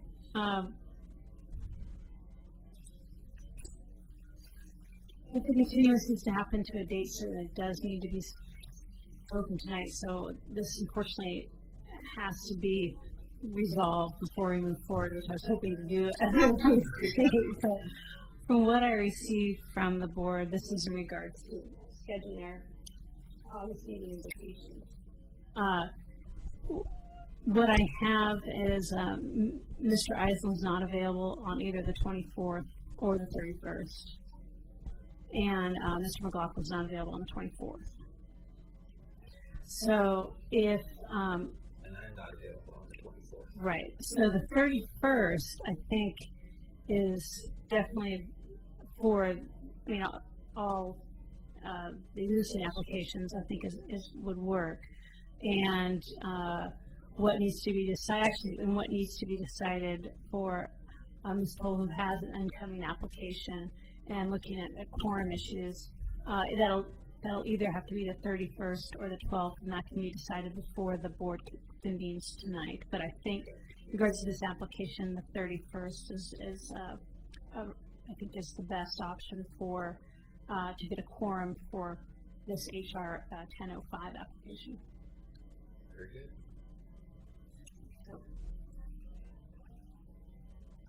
I'm available if you need me to revise any condition of approval, but at this time we're looking at the direction to give to the applicants if you want to add any revisions or additions to my recommendations in the staff report. If they follow your staff report, will they generate new drawings from that? Okay. I think we should wait to see that. And then make recommendations from there. Well, I think the question is, do we want to add any requirements beyond what are listed under our conditions? And I think everything. She hit all the points.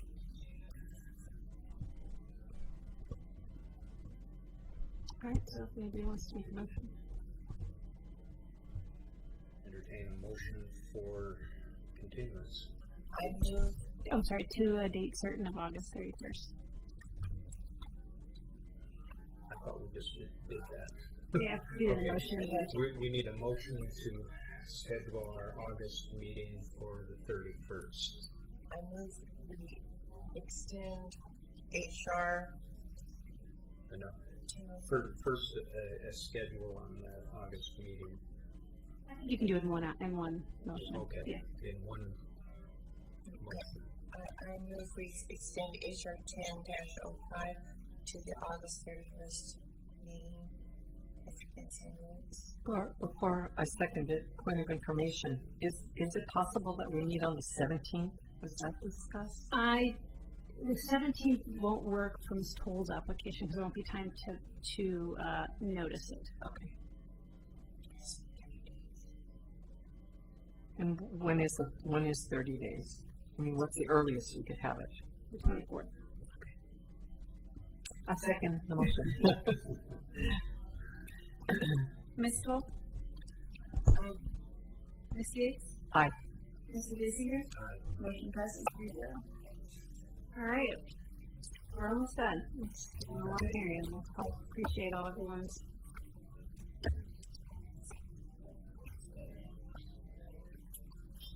We will next open the public hearing for HR 1007.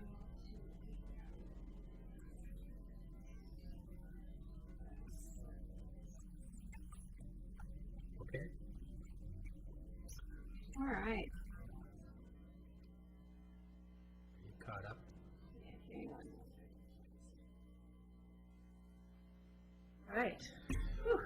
We will now commence the public hearing on agenda item 5C, a request for approval of HR 1007. The criteria for approval of a land use action are contained in Chapter 17 of the Oregon City Municipal Code. The proposed development must comply with applicable provisions contained in the City of Oregon City Comprehensive Plan. Generally, unless otherwise noted, if a request is found to be consistent with the municipal code, it is considered consistent with the comprehensive plan. If you wish to participate in this hearing, including challenges for bias or conflict of interest, you must complete the sign-in form located on the table at the front of the room and deliver it to staff. Please do so immediately. The chair will only recognize those who have submitted completed forms. Testimony will be taken in the following order. Number 1, the applicant. Number 2, testimony in favor. Number 3, testimony in opposition. And number 4, rebuttal by the applicant. When recognized by the chair, please come forward to the podium, give your name, address, and make your statement. All testimony, arguments, and evidence presented regarding this request must be directed toward the applicable criteria or other criteria in the plan or land use regulation which the person believes to apply to the decision. Please address only the applicable criteria for the decision. Please do not repeat testimony. If you wish, you may choose merely to agree with a previous speaker's statement. An issue which may be the basis for an appeal to the Land Use Board of Appeals shall be raised not later than the close of the record at or following the final evidentiary hearing. Such issues shall be raised and accompanied by statements or evidence sufficient to afford the Commission and the parties an adequate opportunity to respond to each issue. Failure to raise an issue accompanied by statements or evidence sufficient to afford the decision makers and parties an opportunity to respond to the issue precludes appeal to the Land Use Board of Appeals based on that issue. Failure of persons to participate in the public hearing, either orally or in writing, precludes that person's right of appeal to the City Council or Land Use Board of Appeals. Written testimony submitted prior to the hearing constitutes participation in the hearing. Failure of the applicant to raise constitutional or other issues related to proposed conditions of approval with sufficient specificity to allow the decision makers to respond to the issue precludes an action for damages in circuit court.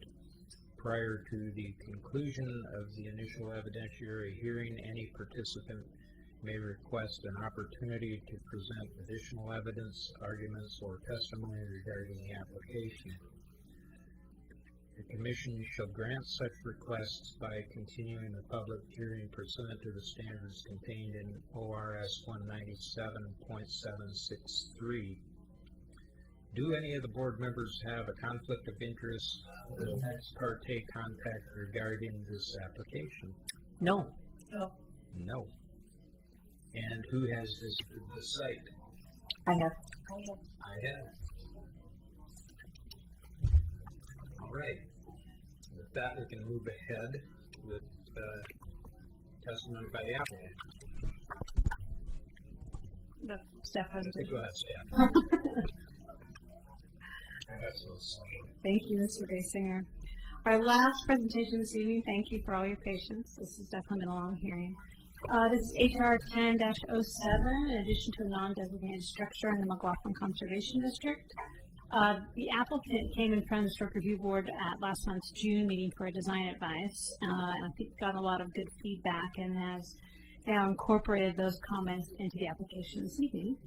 The property is located at 1209 7th Street and was it's been used as a kind of a car repair garage. There was an original building circa 1920s in a sense that was burned down, and some or all of it was replaced with this 1940s CNU building. Here are some photos of the site, specifically the Jackson elevation and the 7th Street elevation. This is looking at, this is a Jackson looking south. And specifically, as it relates to a future condition of approval, it's hard to see on the screen, but the bottom picture does show the adjacent Meyer house. And we're looking at the potential condition, we'll be looking at the final height of the addition as it relates to that house. And this is the house I'm speaking of. This shows the layout of the second-story addition and the new parking lot. The applicant will be concurrently reviewing this this application will be submitted for site plan and design review for concurrent staff review. And so really what the board is reviewing through this historic review process is the exterior compatibility of the proposal as it relates to 1740 overlay and our design guidelines. The site plan and design review process will be looking at things like transparency, the parking lot construction, looking at stormwater management techniques, things like that, the actual development review. What the applicant is looking for tonight is the historic review so we can move forward and purchase the building and then move with the site plan and design review. This would be an office building with a terrace that overlooks the terrace that is on the second floor that's open. This is the north elevation, and if you remember from the June design advice, there was discussion of how to integrate the iron railing, and there was a suggestion to put wood pillars, and that's what the applicant has proposed as part of this application. You can see that, and it does break it up. On the west elevation, you'll see that those porch pillars move to the 7th Street elevation of the outdoor porch. Because of the elevation grade change, there has to be this built-up area to gain access to the new door on 7th Street, but you can see on the side, you actually gain access through the parking lot, and through an ADA kind of ramp is how you'll get access to the site for the second story front door. The foundation is exposed concrete. The applicant also revised the windows, had 3 windows put together, and then there was some discussion about the bathroom and kitchen windows on the side elevation, and this is what the applicant has proposed. This is the east elevation. This is the elevation that the historic house will be looking at. And the applicant originally had horizontal windows, is now proposing vertical windows. Today, the applicant, this was emailed to you and will be entering into the record as exhibit number 2 tonight. Exhibit number 1 will be, again, John McLaughlin's comments. Alternative G changes things a little bit, and in the conditions of approval tonight, we'll look at comments of, will you accept alternate G and alternate E or both? I mean, just think about how you want to address this. But the 2 things that have changed in alternate G, you can see through the arrows. One is the applicant added the wood porch posts along the 7th Street elevation of the railings to match. Previously, it didn't have that.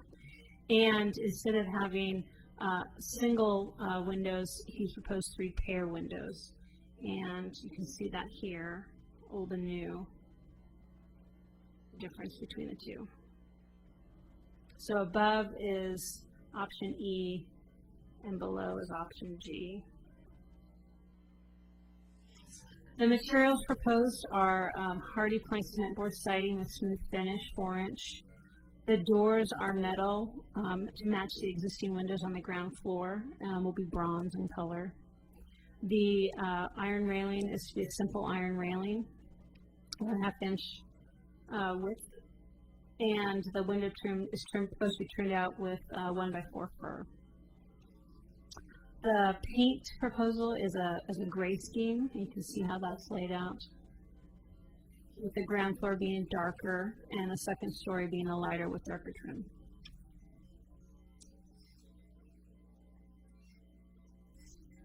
And my conditions at this time, and I know the applicant can speak to this, but number one, there was some concern at the June design meeting what the final height was of the second story and how that related to the historic house abutting. And I know Ms. Toll did ask for a streetscape applicant, but did not turn that in. And so what I was attempting to do is create a condition of approval that I think met the intent of your request, which was that it didn't overtake and be imposing. Now, because of the slope of 7th Street, the top of the parapet at the highest part of the building, which is at the parking lot, is going to be higher than top of peak of the house. But what I'm looking at is the top of peak of the house. If you drew it across and you looked at the top of the peak of the parapet, that's what I'm comparing. Kind of apples to apples situation. So the roof lines Yeah, the roof lines are matching. As long as I said that the top of the parapet of the second-story addition is no more than 3 feet above the top of the peak of the historic house at that point, then I consider that to be compatible. There always is an understanding that when you are a house one lot behind a commercial street, you very well may have a commercial building taller than you. The question is that new commercial building so big that it's overpowering your significance? And I do not feel that 3-foot level would create something that overpowers it. And speaking with the applicant today, he feels he can meet that. So he's comfortable with approving that condition as submitted because he feels he already meets that without actually doing the work to show that tonight. He was working with his consultants to see if they could get that drawing to us this evening, and he was not able to do that. But he is comfortable with that condition. Second, that he's not moving forward with cladding the ground floor CMU at this time. But what I'd like to do on a staff level is make sure that if you ever wanted to go back and put stucco on that ground floor CMU, he didn't have to go in front of the board to do that. The board could kind of pre-approve that. Looking at my traditional conditions of approval for single-family homes, a lot of them aren't relevant for this, but one thing I may want to add to it, I don't believe it was intended, but it was a good thing to put in there, is there's no exposed, pressure-treated, or incised wood should be allowed. And so the wood color, I'm sorry, I'm having columns on the balcony are wrapped, so they're wrapped with wood, and no exposed, pressure-treated, or incised wood should be seen. So either they are wrapped. What kind of wood is it going to be that's being wrapped around? Well, it's going to be clear gray wood. Yeah, we just right. But we can't see exposed pressure-treated wood. So it's just a caveat. Beyond that, I didn't see any of the traditional conditions of approval needing to be added to this. Though there's one more that I want, depending on how the board views the new alternate G with the windows. Because the applicant has not provided a specific window spec to me on any of these commercial windows, I wanted to make sure that the applicant is aware that the mullions in these windows for the divided light are going to be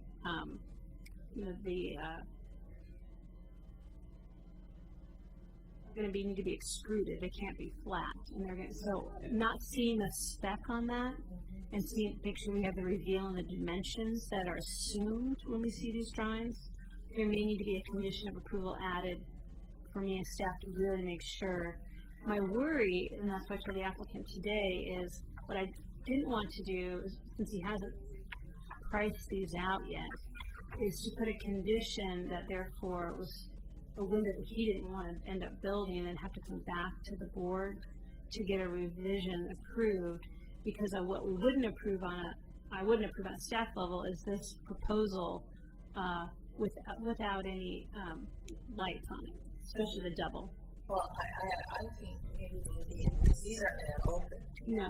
So as long as you say in your conditions that those dividers have to be on the outside, not the inside, not like something that you put up on the inside.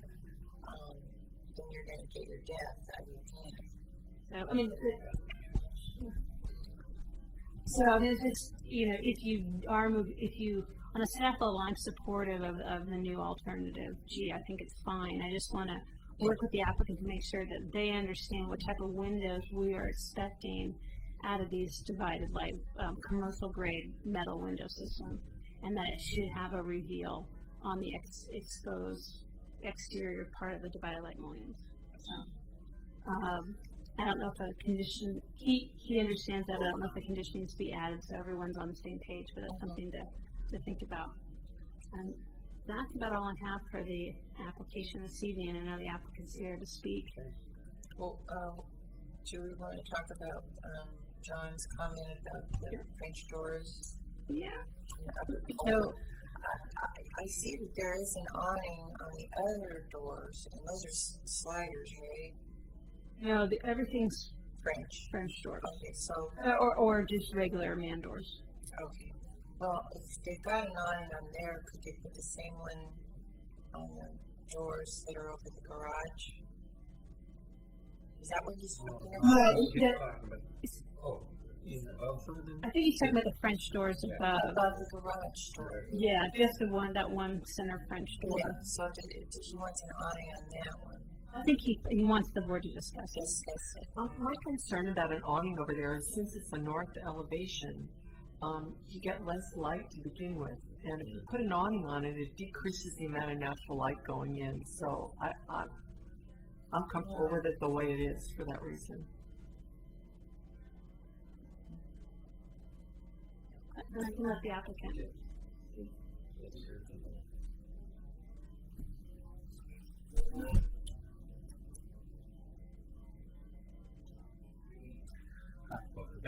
Thank you. Ben Jones, 1530 10th Street, West Lynn. And I don't have much to add to what Christina had said, so if I could field some Do questions. you know yet what the specs are in the windows? We're working with some vendors to get them made. We just don't seem to have any samples, but we would just follow the guidelines. And I think that the issue of having a reveal, we could deal with.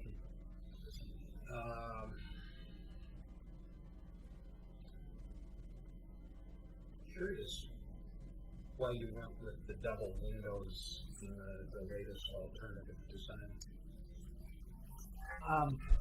Yeah, I think the single windows, it just didn't look like there was enough light coming in, and so it was just, purely an opinion. But if it isn't appealing to the board's eyes or the city's, I mean, I think the other elevation was acceptable. I thought adding more windows would bring in more light. I definitely like the wooden posts on that alternative.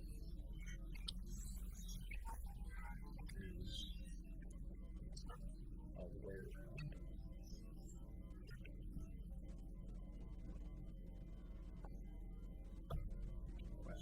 I'm just wondering how easy those are going to be to maintain in this weather. That's my concern. I would like to see some kind of breakup, but does it have to be wood? So another option.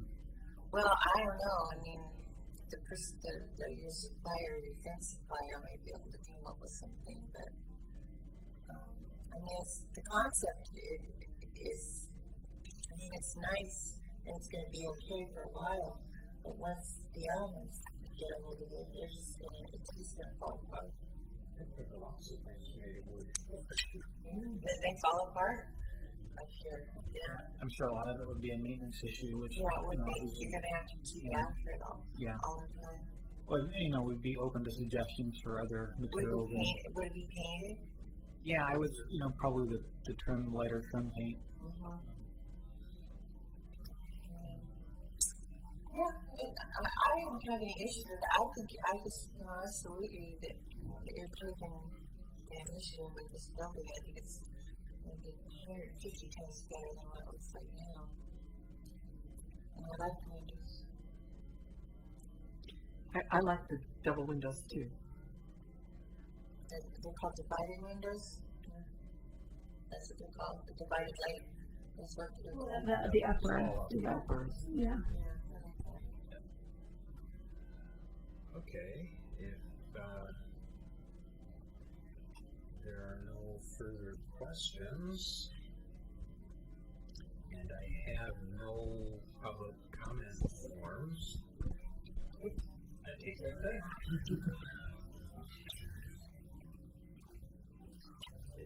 Public comment. Thank you, and we'll probably talk to you again before this evening is over. Okay. Denise McGriff. Yes, Denise McGriff, representing the Neighborhood Association. I believe you have my memo from the 12th, and obviously I hope that you'll give me some indulgence. I received this revision at 11:54 a.m. this morning. I guess my only question is I don't see any issue in terms of the design guidelines with the paired windows. Are the paired windows going to be on the east elevation as well, or only on this west elevation? It just As proposed, it's on the west. just the west, so they're on the 7th Street side. Right. Okay, perfect. That's great. Then the other thing I was going to just make a suggestion is that does the staff have a detail of what the pilaster is supposed to be there? Because it's pretty small, and my eyes are getting bad. I can kind of see that there's kind of a cap, but I can't quite tell. And do you have a detail of that? The column in between the railings. So my only suggestion would be is that you probably don't want it to be flat. You want it to have a little cap on the top, so as Cindy suggested, some water running off. Otherwise, the water's just going to sit there on top of it. And you talk about a mess, that'll definitely be a mess. And then the other thing I was going to suggest is that I don't know how to work your little thingy here, but on that, there it is, right there. Generally, there would be a post there right against the building, even if it's only a half one. Right. So that would just make it look like it's actually coming out of something as opposed to coming out of the building. I think that's a good idea. So it doesn't have to be a full one, but you could show a half. It's how you construct it. It's sort of like it's half of it that is there. I have one like that on my portion. It's half, and then the balustrade comes out, and then there's a full post and then another post. And then wherever it touches the building over on that side, does it go back to the building on this side? No, so No.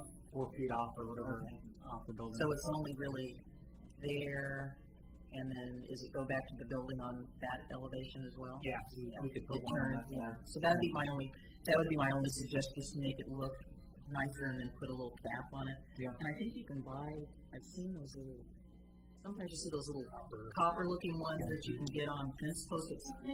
You could do something like that, again, sheds the water. Yeah. Copper. But other than that, I think that if I was able to have this seen by the Neighborhood Association, I don't think that they would have any objection to it, because everything that he's shown here is pretty consistent with what we originally saw, except for the pilaster and the double window, and they said they liked that. They thought it would be a nice addition. Thank you.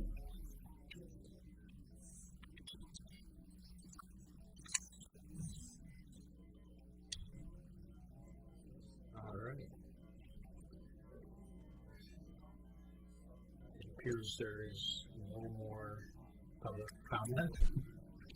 Everyone's commented. So we will close the public hearing at this point and discuss what we're going to do.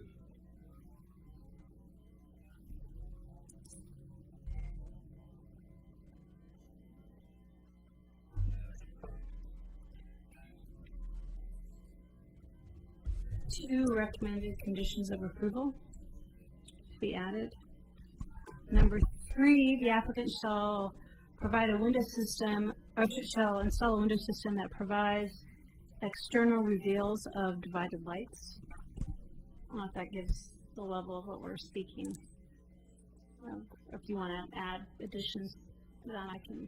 If that is, I don't know if that's the proper terminology. Yeah, the problem is I don't. We know what we need. Yeah, I mean, I know what I mean. I work with the applicant, and in a perfect world, I'd like to have more metrics to this condition, but right now I don't really know what this. I don't want to give.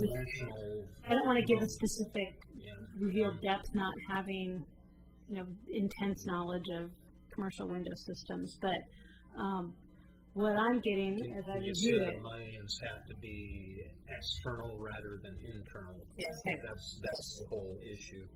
Because I think anything external is going to be fine. In staff's discretion. Do we? You can give this to me. I mean, my the conditions I love are that are black and white, and I just can review it. And then as you get more gray, I'm less comfortable with staff. But what helps me is if it is grayer, giving direction about how to interpret it. So if I am in a situation, I know what you were directing me to do, for me to say I can't approve this to staff because this wasn't really the direction the board was going, if it's a gray question. So if you want to, outside the specific wording, if you want to extrapolate on what you're expecting out of the window system, you have it on record and videotape. So I'm not aware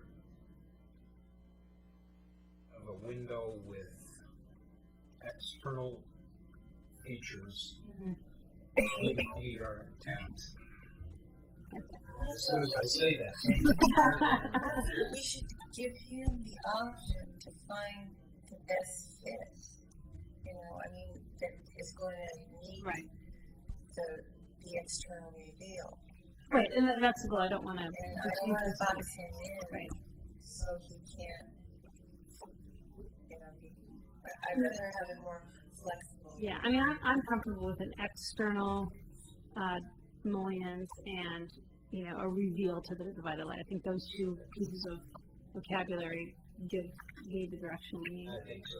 Okay. And the fourth one is the applicant shall provide a half column at the point where the railing and the building addition meet on the second story railing, and no pressure treated or incised wood shall be exposed. It's kind of combining both. The half rail on, I think, on any places where the railing and the building meet. Or the building addition, second. I guess that's the second. So we're not talking about just one. No. Okay. Any location.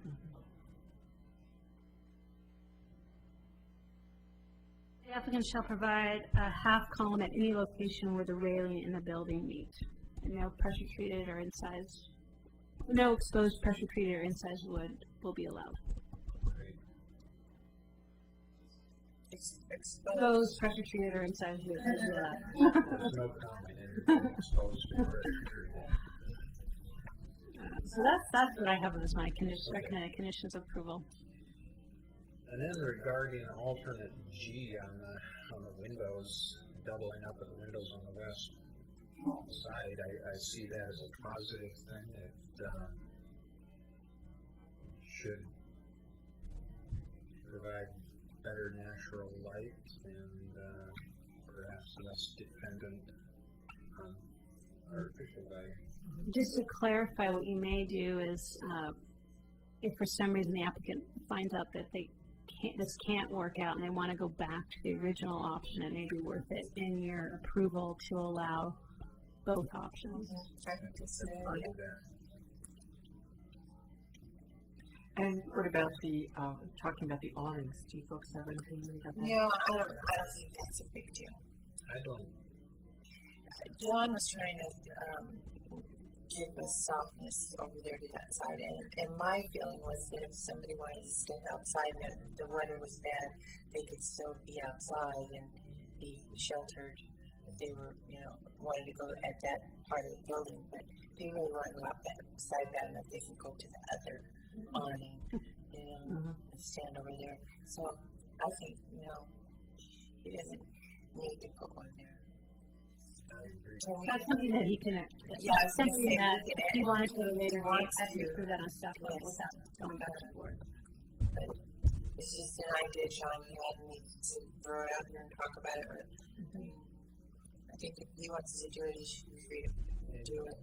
You were going to add some condition regarding the possible future application of a gunite or stucco surface. Yeah, that's already on there, so that's condition of approval number 2. So 3 was the window system, and 4 is the half column to the railing. Okay, Will you entertain a motion? I would. With regard to HR 10-07, I move that we accept the staff report with the amendments to the conditions of approval. And option G. And option G. Thank you. And are you moving to approve? Yes, I'm moving to approve. Subject to the conditions as revised. As advised, with also with option with alternate G.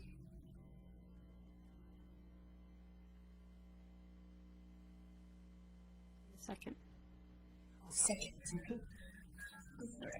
Ms. Stoll? Aye. Ms. Hughes? Aye. Mr. Basinger? Aye. Motion passes 3-0.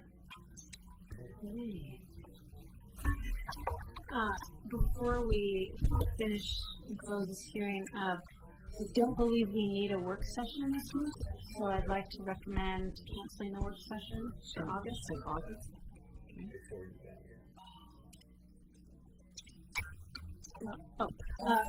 I don't believe we need an August work session, so my recommendation is to cancel the work session in August. I don't believe there's anything on the agenda that needs to be addressed at that meeting that can't be addressed in the later public hearings. My only question is, for Cindy's purposes, I know there's not enough time to vote, but would it be helpful to have a work session and talk informally? Yes, for you. The one problem I have is we don't have the hearing room available, the commission chambers that night. And because this is an application for a review board member, I'm uncomfortable doing it at our work session location.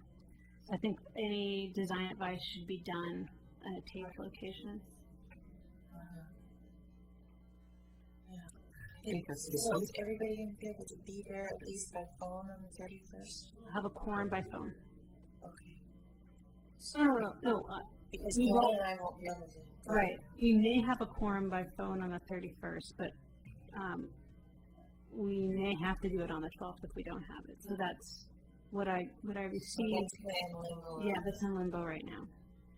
Okay. And is that meeting at 6 o'clock as well? Yeah, all the meetings will be at 6 o'clock. Okay. Until the board gives me direction to move back to 7. It's still lighthouse. Yeah. That's what matters. We could be at 9:30. Yeah, so if we started at 7, it would be